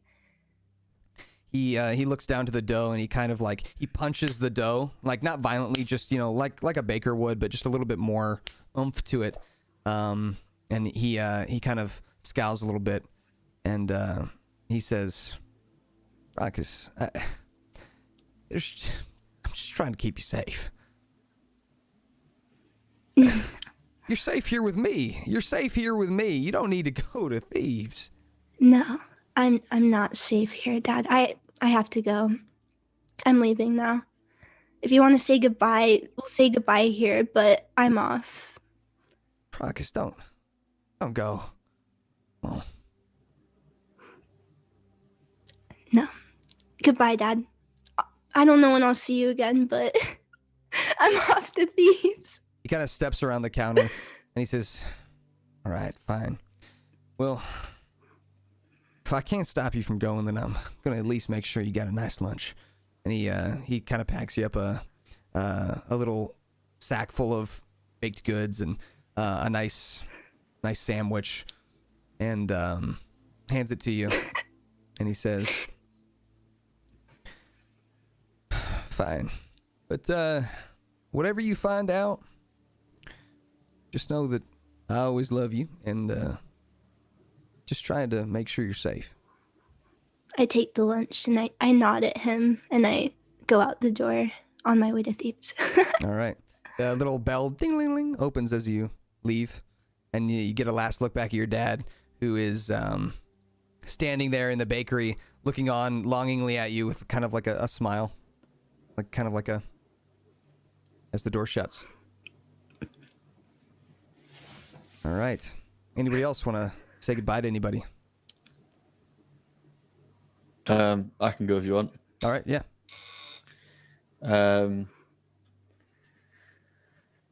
So I awaken from my slumber. I'm kind of laying under some trees, and my stuff is kind of thrown everywhere around me. I'm out camping with one of my kobold pals, who's a few trees over from me. I kind of shout over to them, Dom, are you awake? Dom.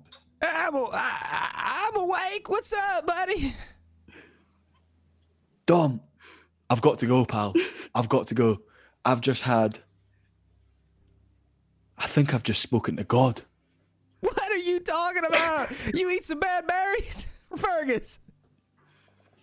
I've just seen 6 mythical demigods in a dream, and I spoke to an old man, and he promised me riches, and he promised me power.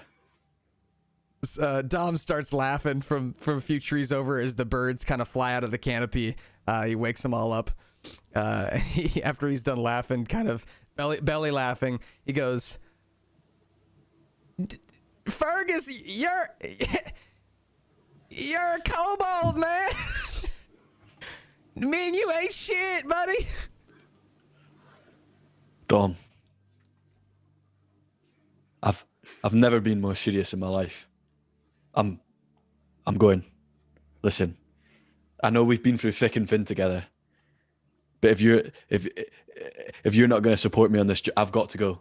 I have been spoken to by God himself. An old man has promised me riches. I have got to go to Thebes. I am packing my shit. You have 20 minutes. You're coming with me or you're staying behind. Dom, I have got to go.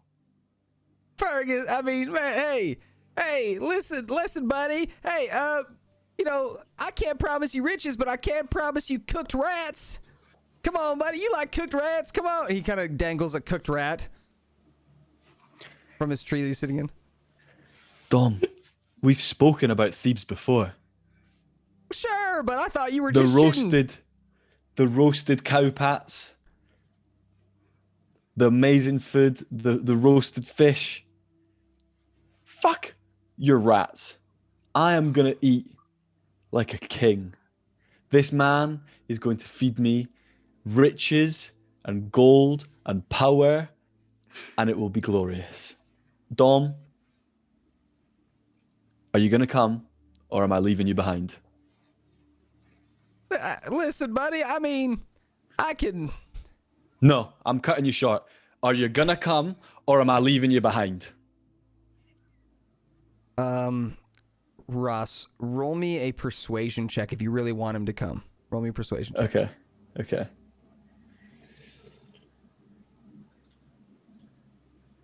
Oh! Natural 20. He says, all right, I mean, sure, why not? We could do that. Fine. Let's go to Thebes. Let's eat like kings. Let's make some money. He slides down the tree. I knew I could count on you, Dom. I'm proud of you. Let's go, buddy.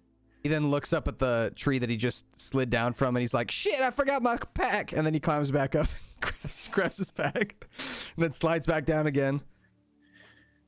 He's a little forgetful. This is why I need you on my adventures, my friend.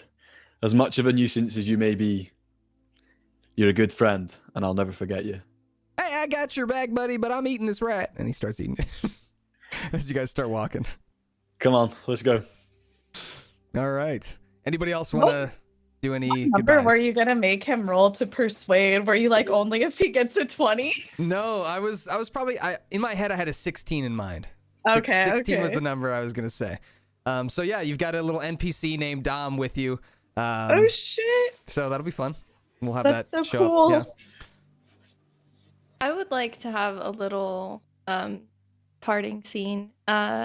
I've been working as a bard / bartender in a tavern in a really big city. Mhm.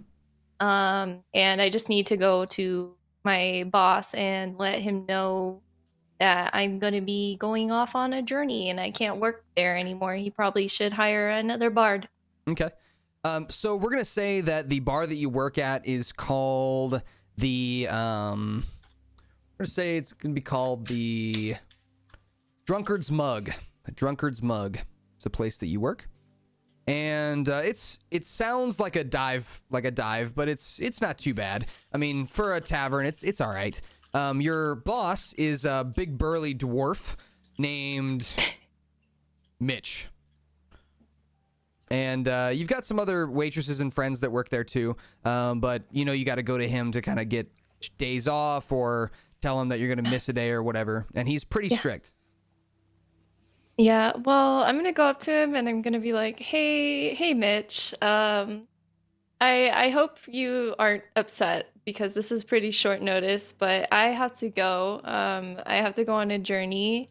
I've just been, I just had a dream, and I met all of these people in this dream, and I really want to go see them in real life, like, because you know that I got this job so that I can like look at all the different types of people that." Like, and listen to their stories, and I like to meet new people, and I think this is a really great opportunity for me, so I think I'm gonna take it. Mitch kind of he looks at you, looks up from whatever he was doing. He was kind of cleaning a mug, and he looks up to you and he says, "All right, Shisa, we'll if you're gonna be gone, then you're gonna need to find someone to cover your shifts. How long are you gonna be gone?" I don't know if I will even ever come back, to be honest. I don't know. I have a couple of friends that I could talk to up at the Bard College. I have been teaching classes there since I'm so talented. All right, no need to get cocky. I'm the best damn bard you have in this tavern, and you know it. Hey, you're probably right. Well, it's gonna be a shame to lose you, but here. He kind of digs in the place where you guys keep the money, kind of opens up the drawer, gives you 5 gold pieces. Says that should get you a little start, get you some food at the next town over. Oh, thank you so much. I really appreciate this, and I'll definitely come back to visit, and if I get, some big loot or some big spoils, I'll come and share the wealth for sure. All right, sure. You've got big aspirations there, Shisa, but all right. It's good working with you, and thanks for coming to me and not just dipping without telling me that you're going to be gone. It's good of you. Shows good character. Thank you. All right, I'm off now. Wish me luck. Yeah, good luck. And don't die. I can't guarantee that. He says none of us can. He kind of nods at you. And as you leave, friend of yours from the bar, waitress, she kind of hops, skips, and jumps over to you. She's a little goblin, so she's like 2.5 foot tall, and she says, "Where you going, Shisa? I'm sorry. I have to go, and it's been wonderful meeting you, and I think that you are such an amazing person, and I loved hearing every story that you've told me, Amy. You really are a truly unique person, and it's been a blessing to know you, and I may see you again someday, but I've got to go. And, I don't know. I don't know where this journey will take me or how long it'll be." "Oh, okay.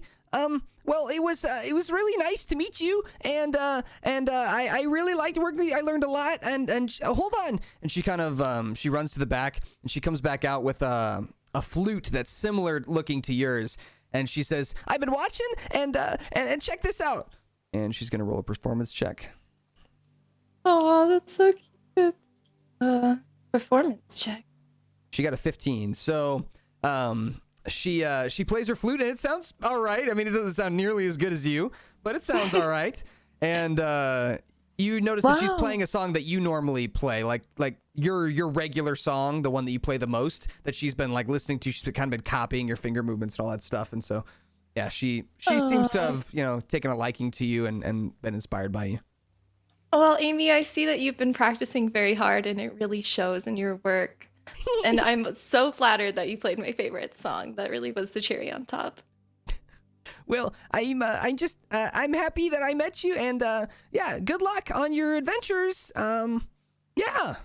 Thank you. All right, bye. Bye. All right. And you get kind of the last look at the dingy dudes who are sitting around the bar, down in their drinks. None of them say goodbye to you. One of them just kind of winks at you like a creep.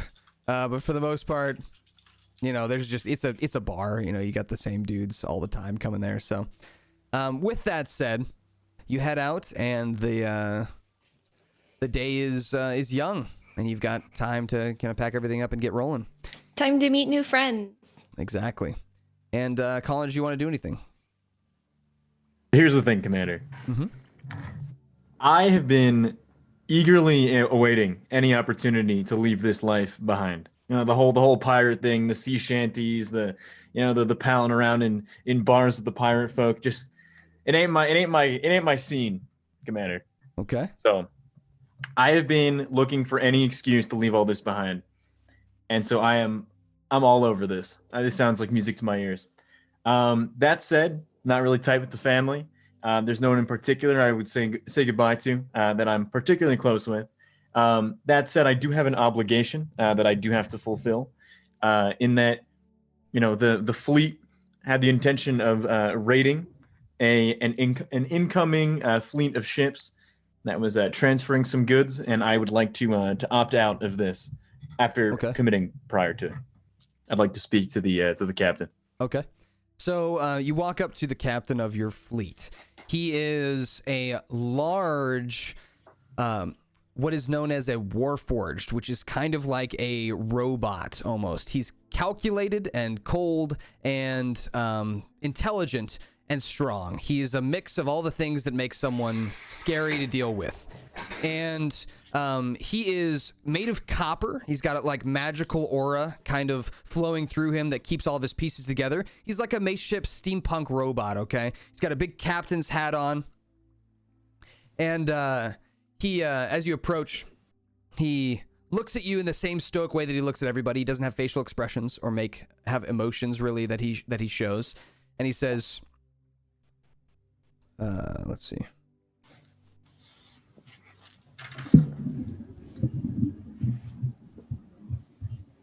How can I help you, Leon? Excuse me, Captain. The impending raid, the raid that's coming up in the next fortnight. Something has come up, and I must not. I cannot take part. Well, you need to make sure that you turn in your weapons. Those belong to us. Well, actually, if you recall, these have been with me since I was very young. These are personal to me. I would prefer that not be the case. I will be taking them with me. He turns to his squire, who is not really a squire, but he's like, his what is that called? Who's the next in command on a ship? Second mate. First mate. First mate. Yeah, he turns to his first mate, who's a short little halfling guy, and he goes, I'm turning the voice changer off. You just got an idea of what his voice sounds like, but he turns and says, "Is that true?" And the little halfling goes, "Yeah, I think so. I think that's true." And you get the feeling the captain isn't super knowledgeable about his own crew. He doesn't. I mean, there's a lot of people that he takes care of, and I mean, for the most part, you've talked to him, you've had a few conversations with him, but he's calculated and cold, and he doesn't really think too much about personal feelings or sentimentality. He's like, those look like weapons that we would have confiscated at some point. Those are probably ours. We want them back. That was kind of what his thought process was. And so as he looks at you, he says, "Fine. Then the last thing I need is for you to sign this." And he, in his chest, this kind of like, bzz, bzz, bzz, bzz, bzz, this like receipt kind of comes out of his chest. And basically it's a contract that says that you'll stay quiet about the things that happened here, about all the things that you've seen, and that the people that you've wronged, and that you won't go spreading around or turn them in if you're going to be leaving the fleet. And it basically says that we'll hunt you down and kill you if you don't. I would just like to ask a quick aside. So the room that we are currently in, like, is this man sitting at a desk, or are we just standing up in the hallway? You are on the docks right now. So okay, so we're in a very public location. Yes. Okay. I was ready to start like flipping tables and shit. So he says, "You look angry." So quick aside. How are these warforged robot people with water? Not necessarily bad. Not necessarily bad. They would definitely sink not really too bad. hard. But they would not like disconnect, or they were not like it wouldn't shock them or anything. But they would definitely sink. Is he heavy? Oh, so he would sink. Perfect. Yeah. All right, perfect. Look, and I get kind of up close and personal with it, and I'm like, look, this isn't gonna happen. I just will not do that. It's not who I am. And you're gonna have to take that or leave it. Go ahead and roll an intimidation check, please. Roll an 1 intimidation sec. check. Let's see. Oh god. There we go. All right. So with a 21, you kind of puff your chest up a little bit, your horns gleaming in the sunlight as you stand tall over this warforged. He's about 6 foot. You're just a bit taller than he is, right? You're how tall is your character? 6 what? Did we decide? Can't remember. Up there. It's up there somewhere. Yeah, especially your horns definitely tower over him. And he kind of looks up at you, and he takes the contract and he rips it up. And he says, fine. Leave then. But take nothing else with you. So you go grab your personal belongings, anything that matters to you, anything that belongs to you. Do you want to try and steal something else off the fleet? If you do, let me know. I'm good. I'm chilling. Okay, so you're gonna grab your personal belongings, stuff that you care about, anything that you may have confiscated from any ships, so we can talk about that. We can discuss any like special items that you may have picked up, some trinkets or rinky-dink things or things here and there. I've never been one to keep those sorts of things. Okay, all right, sounds good. It's always been kind of a pay the bills, keep the landlord happy kind of thing. Okay, as you go down into your bed quarters, there is one person that you recognize in the bed quarters. And it is someone who you have no aversion to. He's not a bad dude. He is a young man, young human, who has been kind of under your wing for a while. Not like exclusively under your wing, just someone who seems to have been learning from you and just asking you for advice once in a while. He's not somebody that you're super familiar or connected with. But you notice that he's patching up a wound on his forearm. He's wrapping his forearm wound, and he says, "Hi, hello there, Leon. It's good to see you." As you're coming down to grab your stuff. Does he have a name? Yeah, his name is John. Hello, John. How are you doing? I'd been better. I stabbed myself with a goddamn sword. As you do. Yeah. Classic John. Well, you're planning on taking some good shit this time? You never really take much from the things that we do. Gonna take some good shit. I heard this was a good one, big merchant ship. I think things are gonna be about the same, John. It is what it is. Yeah. I mean, being essential to the operation, being the muscle. I'll be there, but I don't intend to take much. He kind of has like a 1,000-yard stare a little bit as he's wrapping his arm.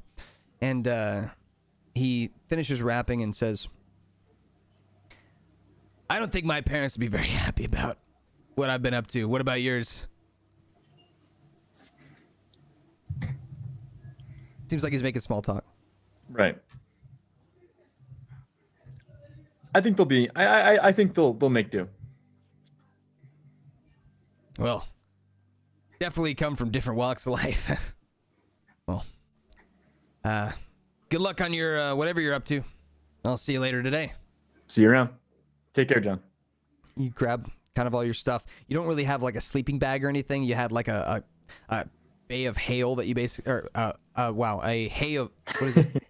What is it? A bale of hay? Yeah, that's right.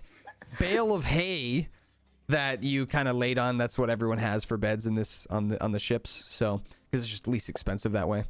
And yeah, you pack your stuff up. You take your goods with you, everything that you need. But you travel pretty light. Sounds about right. All right.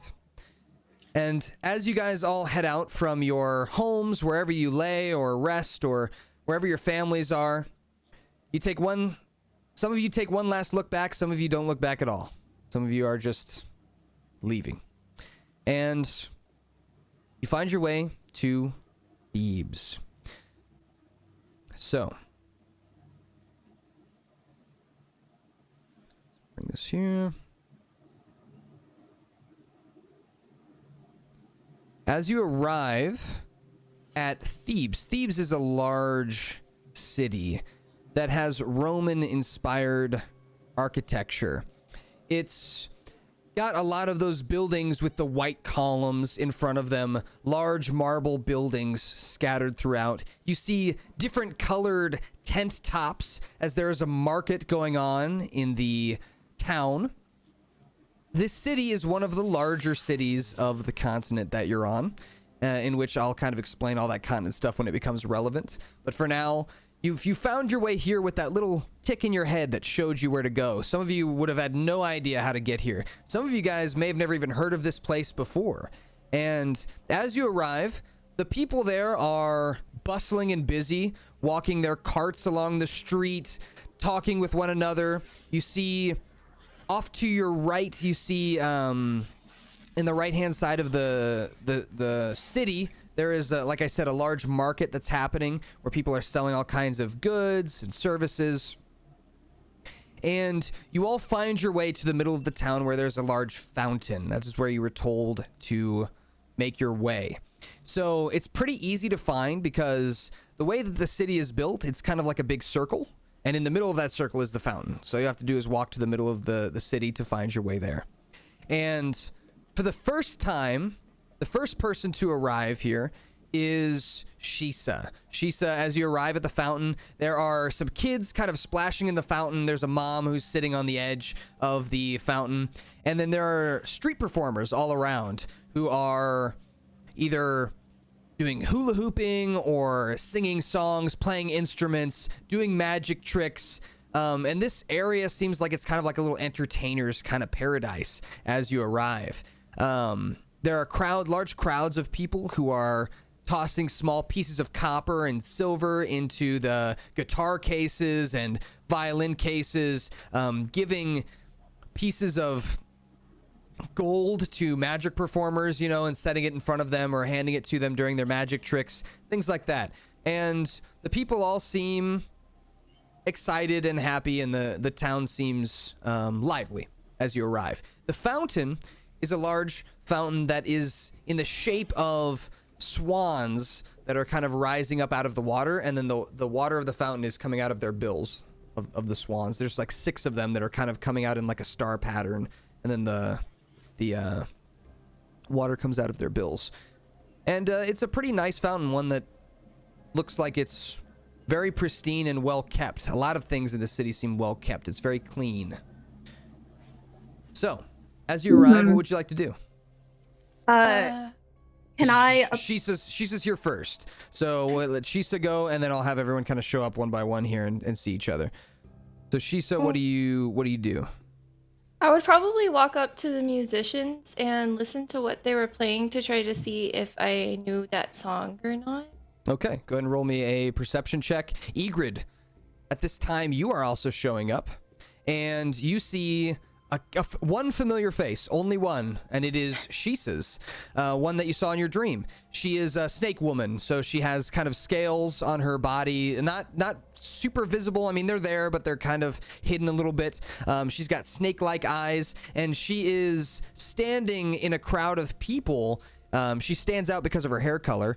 She's standing in a crowd of people listening to a musician play on a lyre, which is kind of like a guitar.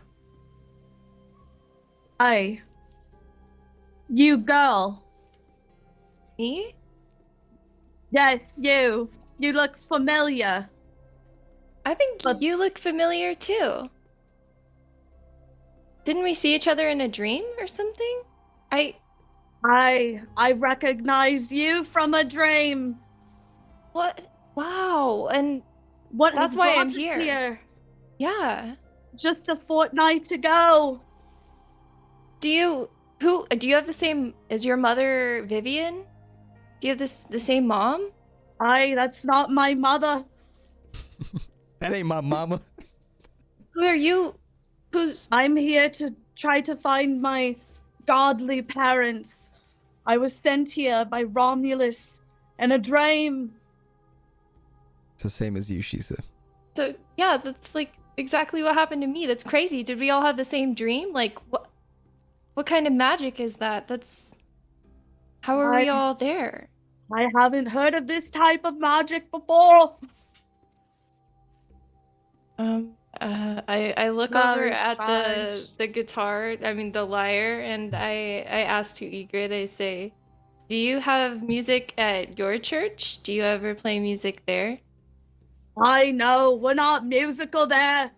We don't do music. We just do prayer. Are you like against music? Anything that's for the anything not for the gods. Oh, I see. Okay, very interesting. All right. So as you guys are having this conversation, Tyria, you are showing up to the fountain. As you're arriving, there are actually people kind of like stepping out of your way. You have an aura about you that people, instead of you going around people, they're kind of going around you.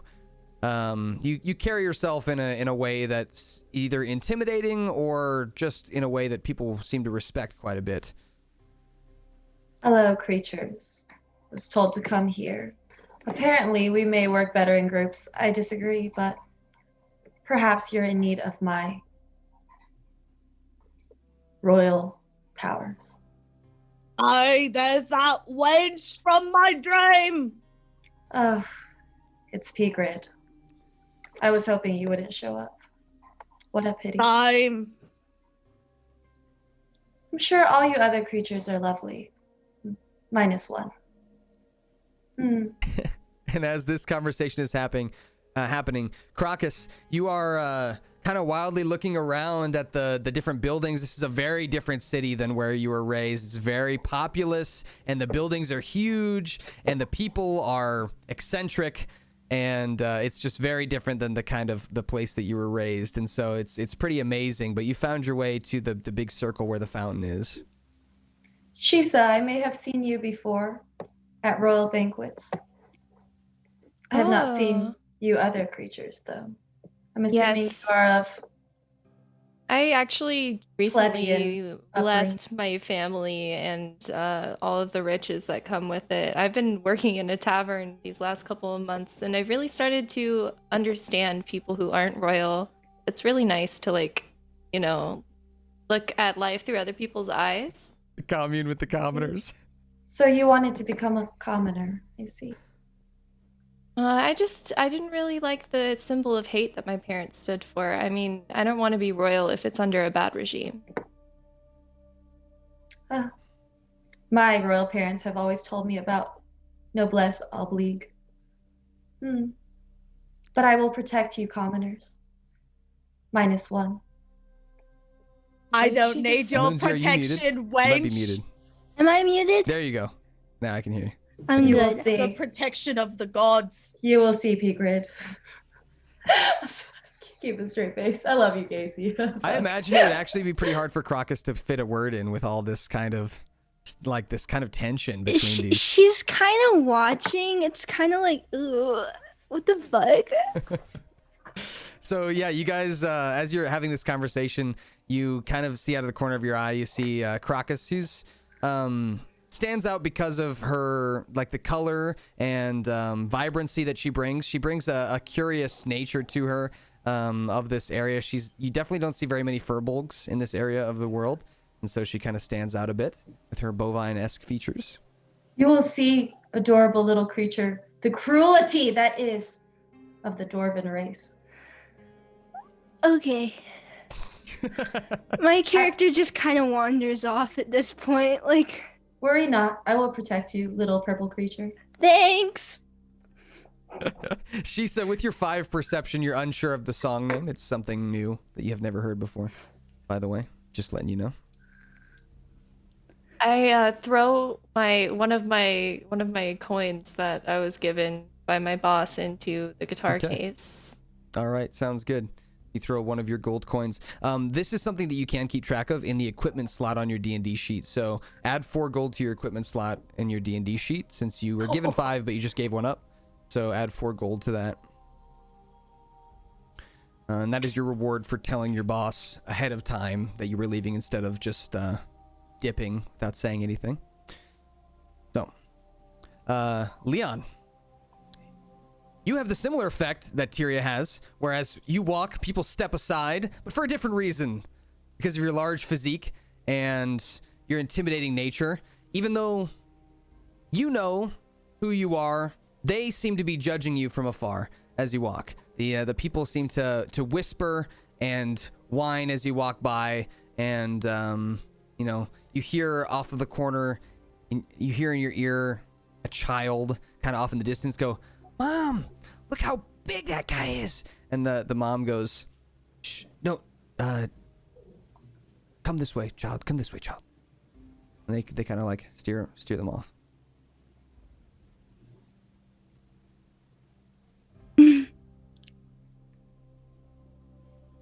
Yeah, you're good to go. You want to say Sorry, something? the fire alarm was going off in my ass. Shit. Oh, you okay? Yeah, Again? It's literally just our. Sorry to completely break everything, but our stove is like directly beneath the smoke alarm. Oh, that's and so really if bad people like design. turn it on, it's super sensitive. It'll just go off sometimes. Anyway, You're good. I just didn't want it to come over the audio because it's pretty loud. No, you're perfect. Thank you. So yeah, Okay. the people are stepping aside, and you finally find Yeah, your way to Colin's the mic is a circle. little echoing. It's not echoing for any of us. It's weird. It's Oh, only you, Trisha. Yeah. oh, really? Yeah. Sorry, I also thought I was muted. Sorry. You're good.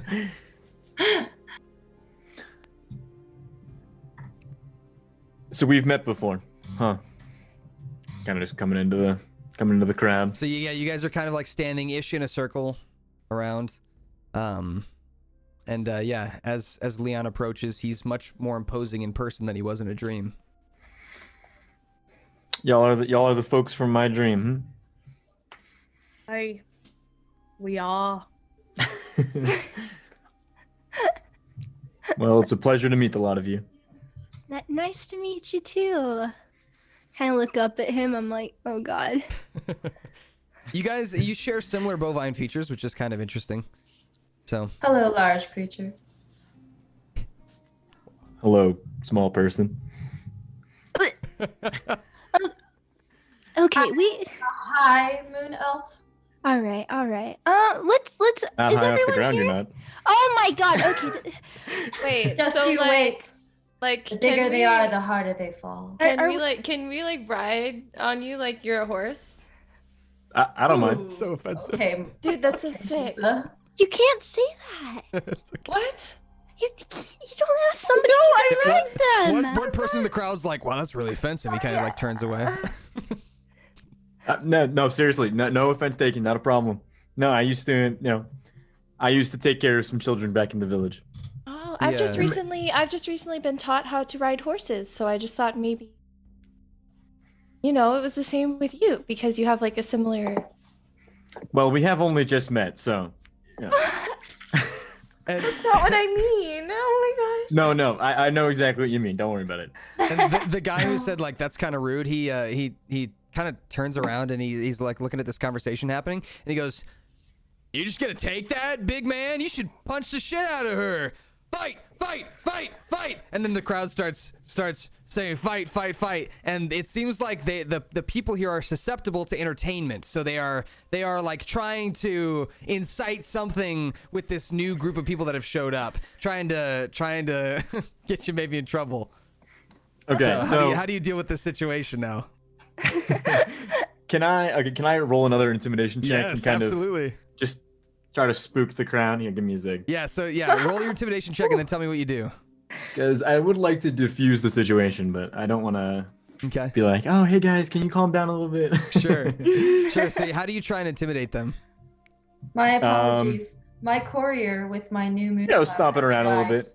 I will. Oh, Making I a see scene. why we're echoing, Colin. You're echoing because Trisha has Roll20 unmuted. Oh, So, you have to mute that shit. So Oh, Colin, yeah. Colin, no, that's okay. Colin, you can turn off your microphone in Roll20. Oh, Because I okay. think it automatically picked it up. There you go. That should fix it, Trisha. I did not So realize Oh, that. thank you, There we thank go. you. That's where it was happening. Oh, okay. Right, my Postmates with my vape juice arrive. I'm gonna be right back. You're good. You Sorry. you can Postmate vape juice? That's crazy. Yeah, California. Wow. So, with your Looked like an intimidation, absolute freak. I did end up missing. What did you say? How did you intimidate them? Sorry, or how did Well, you I mean, want I'd like to kind of make a scene. I mean, being a bit of like an imposing Mhm. figure. I mean, I can push some tables around, make a ruckus. Okay. So yeah, out here in the middle of this circle, the people are kind of gathering around with this fight chant starting up. And as you kind of attempt to like intimidate them and get them to stop, they all start kind of going like, "Ooh, big man! Ah, look at him! Ah, big guy! He thinks he's so tough." And kind of large, imposing-looking human kind of like pushes his way through the crowd, and he comes up and he goes, "So, big man, big guy with the horns, you want to start a real fight? We can start a fight right here. Winner gets all the gold that the crowd has to give, right, crowd?" And the crowd's like starts like pumping up. What do you say to him? I'm thinking real quick. Hold up. Do you think you can take this guy? You can do it, 'Cause Leon. we could really use I believe in you. we could really use the gold. I'm game. I mean, I'm trying to think of what I should say though. Yeah, I'm trying to think what the here. Here's what I'll do. How close am I to this person? You're he's standing close to chest with you now as he's come out of the crowd. Okay, so look, I mean, I obviously don't want to kill this man, and I don't really know how this works with D&D. I would just like to, you know, how about I just like, how big is this man? Like, yeah, like relative. Maybe 3 or 4 inches shorter than you. So he's like 5'9", 5'10". He's not huge, but he's muscly. Forgive me, I just don't know the I don't know the logistics of picking up someone and throwing them in. You tell me what you want to do, and I'll tell you how to roll. Cool, go for it. So, what you want to pick him up and throw him? Correct. All right. Toss him into the crowd. You're gonna roll 2 checks. The first check is you're gonna just roll a straight up. We're gonna go with a strength check. So, in the top left of your character sheet, click on the little number under strength. Yeah. And roll that strength check. Cool. Okay, with a 17, you're able to grab onto his shirt, and you're able to get a hold of him with your first check. So that's kind of what that first check was for, to get a hold of him. Now go ahead and roll me an athletics check, which is in the box there in the middle. Roll an athletics check, and we'll see how you do there. All right. So you grab him by the shirt, and his eyes kind of get big as he gets pulled forward by his shirt, and then with your 13 athletics, you lift him up and you just like throw him down onto the ground. You can't like throw him far with a 13. Right. Can't really toss him. Not with a 13, but with a 13, I'll give you that you lift him up and you kind of slam him down into the concrete that's below you. And I'll take that. I get him, Leon. Again. Oh no. I'm gonna roll a d6 here. Where's my d6? There it is. Okay. He takes 5 points of damage as you slam him down into the ground. That's falling damage. And he kind of lays on his back and he lets out a groan as the crowd goes, "Ooh, oh shit!" And a few of them start throwing gold pieces at the ground near you guys' feet. So anyone who wants to pick those up can. Oh, I stopped picking him up. You definitely yeeted him. Yeah, so of the gold pieces that you pick up about 16 gold pieces in total that you guys can split among however many of you are picking them up. You get an equal amount. So how many of you are actually going to bend down to try and grab gold coins? Am. Okay. Anybody else? And also, I'm gonna thank Leon for not punching me. I mean, we are friends and we just met after all, right? It'd be We're very friends. unbecoming of me to do that. Anybody Yay. else I picking up apologize. gold off the ground? That is beneath me. I figured it would be. Igri, did you say you wanted to pick any up or no? Yeah. Okay, so you each get 8. Shisa and Igrid, you each get 8 gold. Of course, Igrid would. You're starting to look around, and off in the distance, around kind of the corner of the fountain, you see Susu's character standing alone. Nobody around her. People seem wary of her presence. She's kind of under the shadow of one of the buildings as she's kind of staring onward at you all. Oh, And no. as you look over, she kind of shakes her head back and forth. But you don't see Hi. Fergus. It'd be kind of hard to. Yeah. Either he's trapped in the crowd somewhere, or you're unsure. You don't see him around, though. We have to find him. Psst, psst, psst.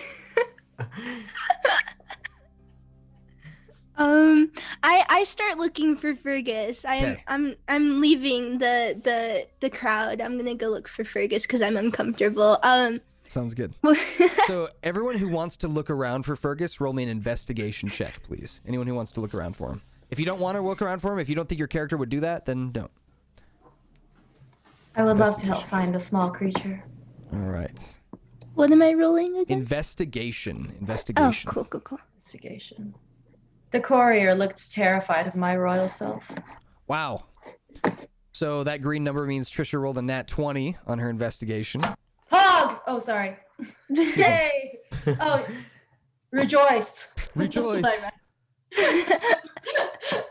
So the crowd of people, kind of disperse and move out of the way.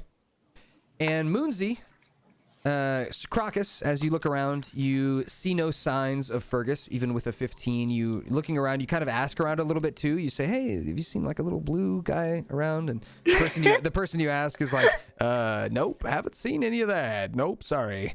Tyria, as you're looking around, you get a solid look at this area, and you even ask around like the edges of this town square where you're at, where the fountain is. You ask around the people. You trickle into the market a little bit and ask some people in the market, and there has been no sign of Fergus in this area of the city, at least for the entire day. Nobody's seen him.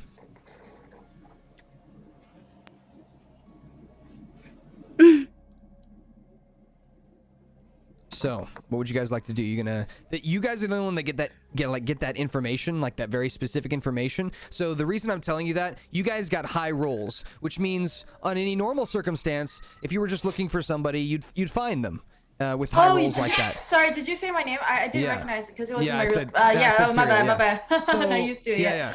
So Crocus and Tyria, you get a really good look around, and you are confident that Fergus is not here. The rest of you are still unsure. You're like, well, maybe I didn't check this other spot, or you think that he might still be in the city. But Crocus and Tyria, you're both pretty confident that Fergus has not entered the city in any way. I will approach a commoner, Okay. which I generally find below my station. All right. So you I actually approach them and say, "We would like to know where the small blue creature has gone. I order you to tell me." The Commodore, who is a young man, he says, "I'm sorry, I'm not sure what you mean. Blue creature?" Yes, a little blue creature that looks a little bit like a lizard. Oh, Small. In an almost disgusting way, kind of adorable. Where is he? I have not. I order you to tell me. I have not seen anyone. I'm sorry, miss. We will bestow upon you a tap on the head, which is generally a boon, if you help me find him. Oh, that's really nice of you, lady, but I don't know what Lady, you're talking about. you will refer to me as Your Highness. Roll me an intimidation check. Oh no. So hold on, if I don't fucking roll a high one, I'm gonna be pissed. Alright, intimidation. Please. 18. Ooh. He says, Oh. yes, your highness. Better. Much better. I haven't seen any small blue lizard people. I'm sorry. Why not? Can I still get a tap on the head? No, you may not until you find the small blue lizard creature for me. By the name of Fergie. Oh. Okay. I'll try. I'll look around. Maybe if you laid out some snacks, you could find him. I heard he likes rodents. I don't think I have any rodents. I'm sorry. Then I I'll look around for him. implore you to find one. You want me to go chase rats?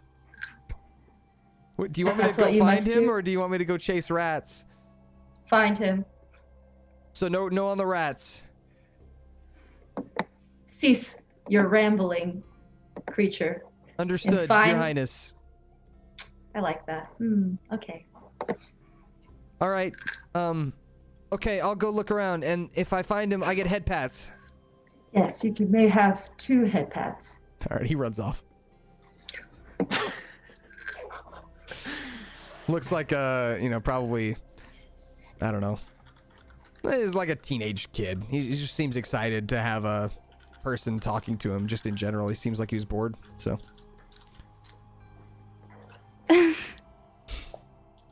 He runs off. What are the rest of you guys doing? I'm just standing here like this isn't gonna work. I go up to Leon, tall guy. I don't know your name yet, but can you at least try and look over the crowd and see if you can find Fergus? I think I That's can very do that. 5-head of you. Okay. Go ahead and roll me an investigation check with advantage, Leon. So that means this is Roll the first twice, time right? this is the first time we've done advantage. Advantage means roll twice, take the higher number. Right.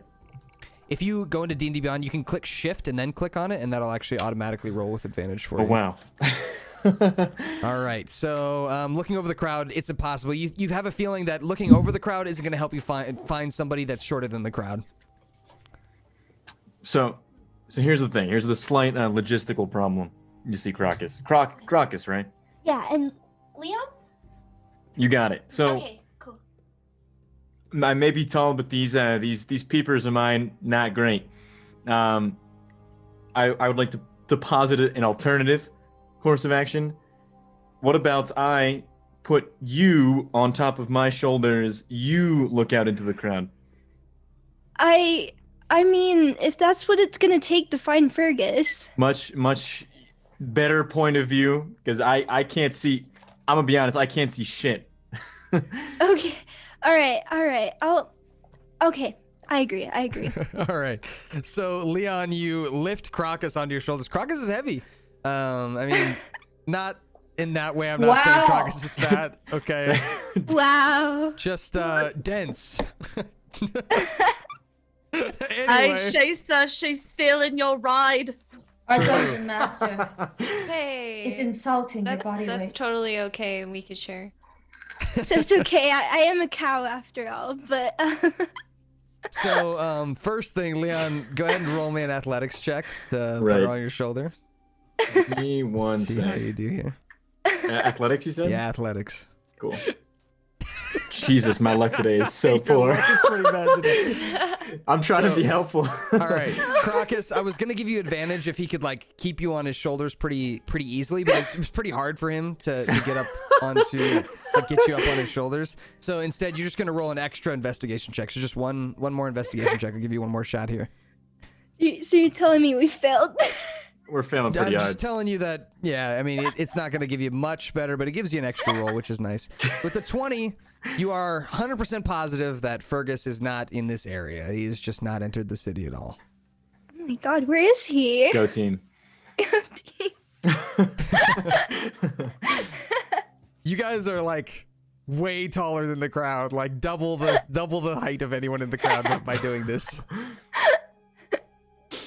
So, Egrid, Shisa, Tyria, you guys are kind of watching this go down and realizing that Fergus is nowhere to be found. We must go somewhere else. They said to meet him at the fountain, but I don't know. He must not know where the fountain is. It's right in the middle of this godforsaken town. Is it really that hard to find? Does anyone know where then we should kobolds make- usually live? He is tiny, so I did hear that they like rodents. Perhaps we should catch one and lure him out with the enticement of food. From Oh, our are you- city are you- away? Are you gonna do that, Tyria? Are you gonna go get a rat? Like what? I would prefer if you guys No. would find one. I don't like So to you touch are going to rodents. tell us what we should do. You're going to posit a plan that you want absolutely no hand in, is what you're telling me. I am coming up with wonderful ideas that you can implement. But you're not gonna help us? I already have a servant helping me find him. A- A new friend, I guess you can call him that. Okay. So I was thinking, like, if Go ahead. maybe we could find, like, where he lives, then, like, you know, go towards that area and maybe find him on his way? I don't know, maybe he got hurt or stuck or something, or lost. So at this Poor point, when little you guy. say that, all of you, at the same time, you feel a twinge of pain in your head. It's kind of like a headache, like a twinge of pain. And it's kind of coming from a direction. And it confuses you for a moment, but you all kind of squint and it's like a brain freeze for like a very small, just a millisecond, just like a small twinge in your brain that just hurts. And it's coming from a direction. It burns. Egret, what have you done? Did you feel that too? Did you feel that? It's coming from. I don't know. It's coming from the south. South. Maybe we Feel should a calling. head south. We must head south. You watch as Susu's character is already heading in that direction. I'm following her. I follow after Susu. All Susu's right. character. Let us embark on our journey south. So Pigrid, lead the way. you guys noticed, yeah, as you arrived at the fountain, you were told that Romulus was going to come out and reveal himself to you, but seems like since you're not all here, he's not revealing himself. So you guys are onward to look for Fergus and find him. As you head south, you find your way all the way to the south gate of the city, which is slowly letting in carts into the back area. So the south gate of the city is kind of behind where the market is, and they're letting in carts to set up for the day and set up for the market.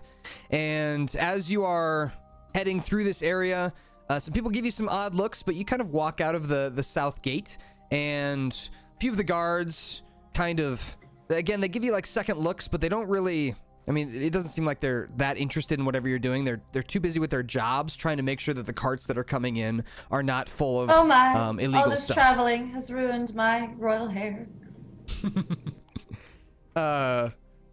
As you're walking by, especially being led by Susu, people are definitely like separating out of the way for you and not really giving you much trouble. Her character is pretty imposing creature, and one that might make you uncomfortable, depending on your character.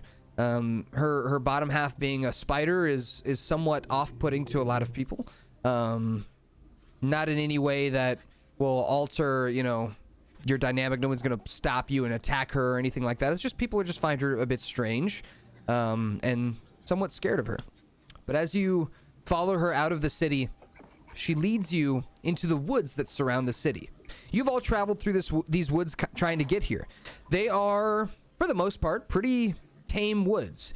They have some dangerous animals like wolves and bears, but for the most part, it's a pretty tame area of woods. And as long as you stay on the pathways, those animals usually leave you alone. But Susu's character is leading you off this pathway in the forest into the trees. And you all feel that twinge of pain again in your head. And for a moment, it stops you in your tracks.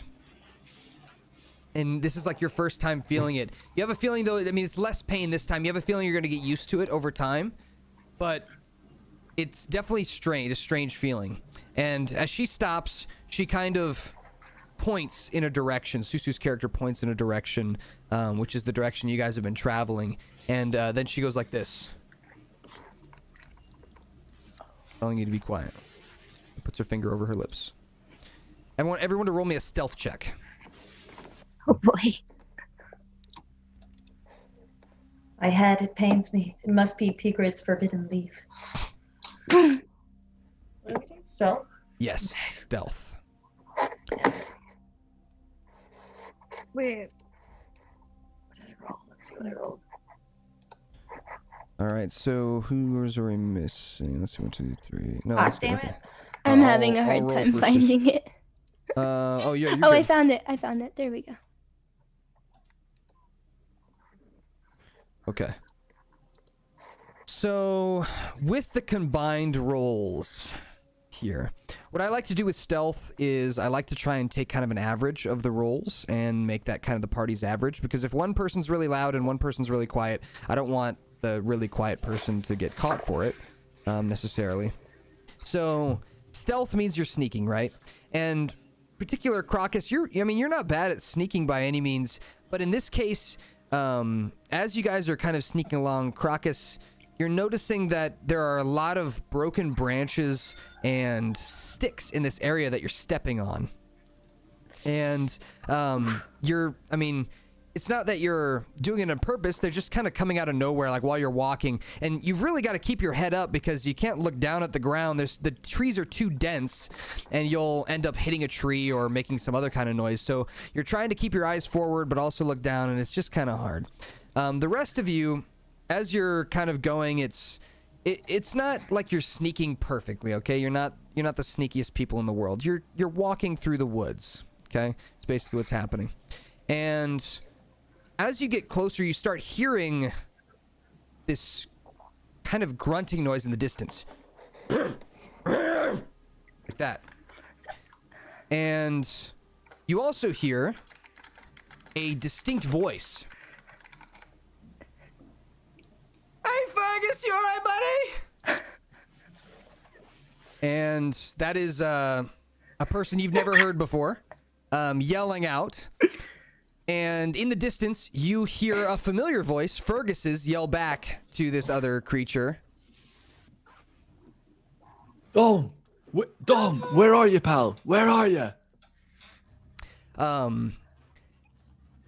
You hear in the distance again, Fergus, I'm trapped, man! I'm trapped! I need some help!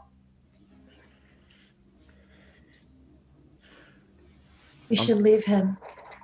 Seems like he's dead weight. I kind of zone into my brain and I listen to the directional audio. I'm like, roll me a perception check. Oh, okay.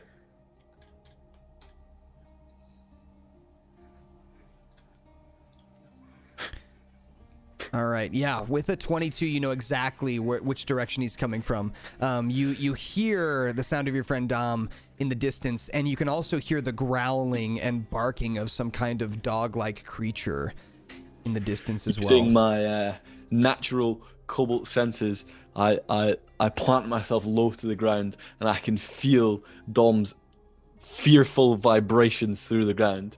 Instantly, I narrow into where he is, and I dart over, and I find him trapped under what appears to be a pallet that has fallen off of a roof. So running over to Dom, I grab the pallet, and I struggle with it, and I can't quite lift it up.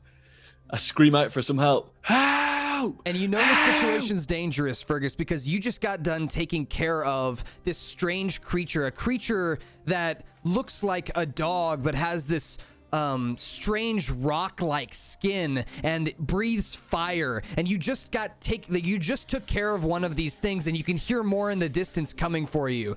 These creatures that you're unsure what they are, but you just fought one off. Your arm is still bleeding from one of the bites that you took. Fergus, I'd like you to subtract 2 HP off of your max HP right now, just for the small bit of battle that you've already been through. You lift the pallet off of Dom, and he kind of gets up. He isn't too terribly hurt. He just couldn't get the weight off of himself. As he stands up and kind of brushes himself off, you guys all hear Fergus yelling for help. Meanwhile, you're also hearing this growling noise of a creature that none of you guys recognize. Leon, Crocus, Shisa, Tyria, Egrid, none of you recognize the sound of this creature, but it is a blood-curdling growl that is kind of shaking you to your core, and that it doesn't sound quite animal, it doesn't quite sound human. It's just like this noise, and you hear rushing through the leaves and branches of the forest around you. Finally, you arrive to a small opening with a cabin where Fergus and another small kobold with red skin are standing together back to back. As you guys approach this clearing, you see Fergus now for the first time, you see him in person. Now he's bleeding from his right arm, and blood is trickling down to his fingertips, and he looks like he's in a bit of pain. As his other kobold friend says, "What happened, buddy?" And he's kind of trying to wrap the wound on Fergus's arm as Fergus is looking out for help, and he sees you guys as you approach. Fergus, you see the group of people kind of come into the clearing here. So I'm kind of distracted. I can feel Dom, binding up my arm, trying to make sure I'm okay, and I'm kind of looking around, trying to work out where these growls are coming from, where these groans are coming from. I'm very aware of the danger that's about to happen. And off to my right, I can see Leon and his 7-foot self slowly coming towards me. And I'm thinking to myself, this person looks strangely familiar. Where do I recognize them? And then I see Tyra, Sisha, Crocus, Ygritte, Susu slowly walking into... area. And I'm trying to think. I'm trying to work out where I recognize these people, and then suddenly it clicks. I push Dom away and I say, "Dom, these are the people. These are the people that I saw in the dream. Look." And then Dom goes. So Dom, as you're like pushing him, he goes, "Stop pushing me, man!" And he's looking at the group of people, and he says, "These people are gonna make us rich." I don't know what these people are going to do, Dom. Where's I the just old know. man? You said there was going to be an old man. No, Dom. I don't know, okay? Listen, I had a dream, and an old man promised me riches, and he promised me fame. I just know that these 6 other people... I don't remember any of that about riches or fame. I don't know what he's talking about. Does anybody remember that part? I have never agreed with Pigrid before, but I have not heard of riches or fame. I don't seek riches and fame, small creature. I seek the revenge of my family. And as you Good say to that, see. It's good to see that Downfall. your attitude hasn't changed even out of the dream state, has it, Miss Small Queen? creature, I was going to help you. And it's your highness, small creature. and as you guys say that, you hear this coming through the woods in all different directions around you. As you're all in the clearing now with this little cabin next to you, this clearing, the edges of it, you see these red eyes peeking out from the forest. And the thumping and growling stops and becomes low, just into almost like a hum, like a... As these creatures now starting to step out of the woods, you get a look at them. They are the size of large dogs, like the size of wolves, but they have short, stout faces, a glowing red belly underneath that glows with the glow of embers and fire, and their backs are covered in embers and rock, and they look like they are almost made of molten lava. As these creatures take steps forward, you can see their burning red eyes are literal flames underneath their eyebrows, and one of them looks somewhat bigger than the others, takes an extra step forward, and as it begins to growl, the flames in its chest begin to rise up into its throat, and it breathes fire out into the middle of this opening in this clearing, and all the dry grass and leaves light on fire. And at this time, you are surrounded by 6 or 7 of these creatures, and that is where we're going to end it for today. So next time, we will pick up where you guys are going to have your first battle against these creatures. Ooh. Okay. So that's episode 0. That is where you are introduced to the quest, you're introduced to each other, and you're getting ready to go on to your official episode 1 next week. So I hope everyone had fun. That was kind of It was fun. That was awesome. Great, It was Commander. fun. Woo! Woo, guys! I'm very, very glad that you guys were able to make it. Cliffhanger And ending too. it usually I will feel be. cucked. It usually will be.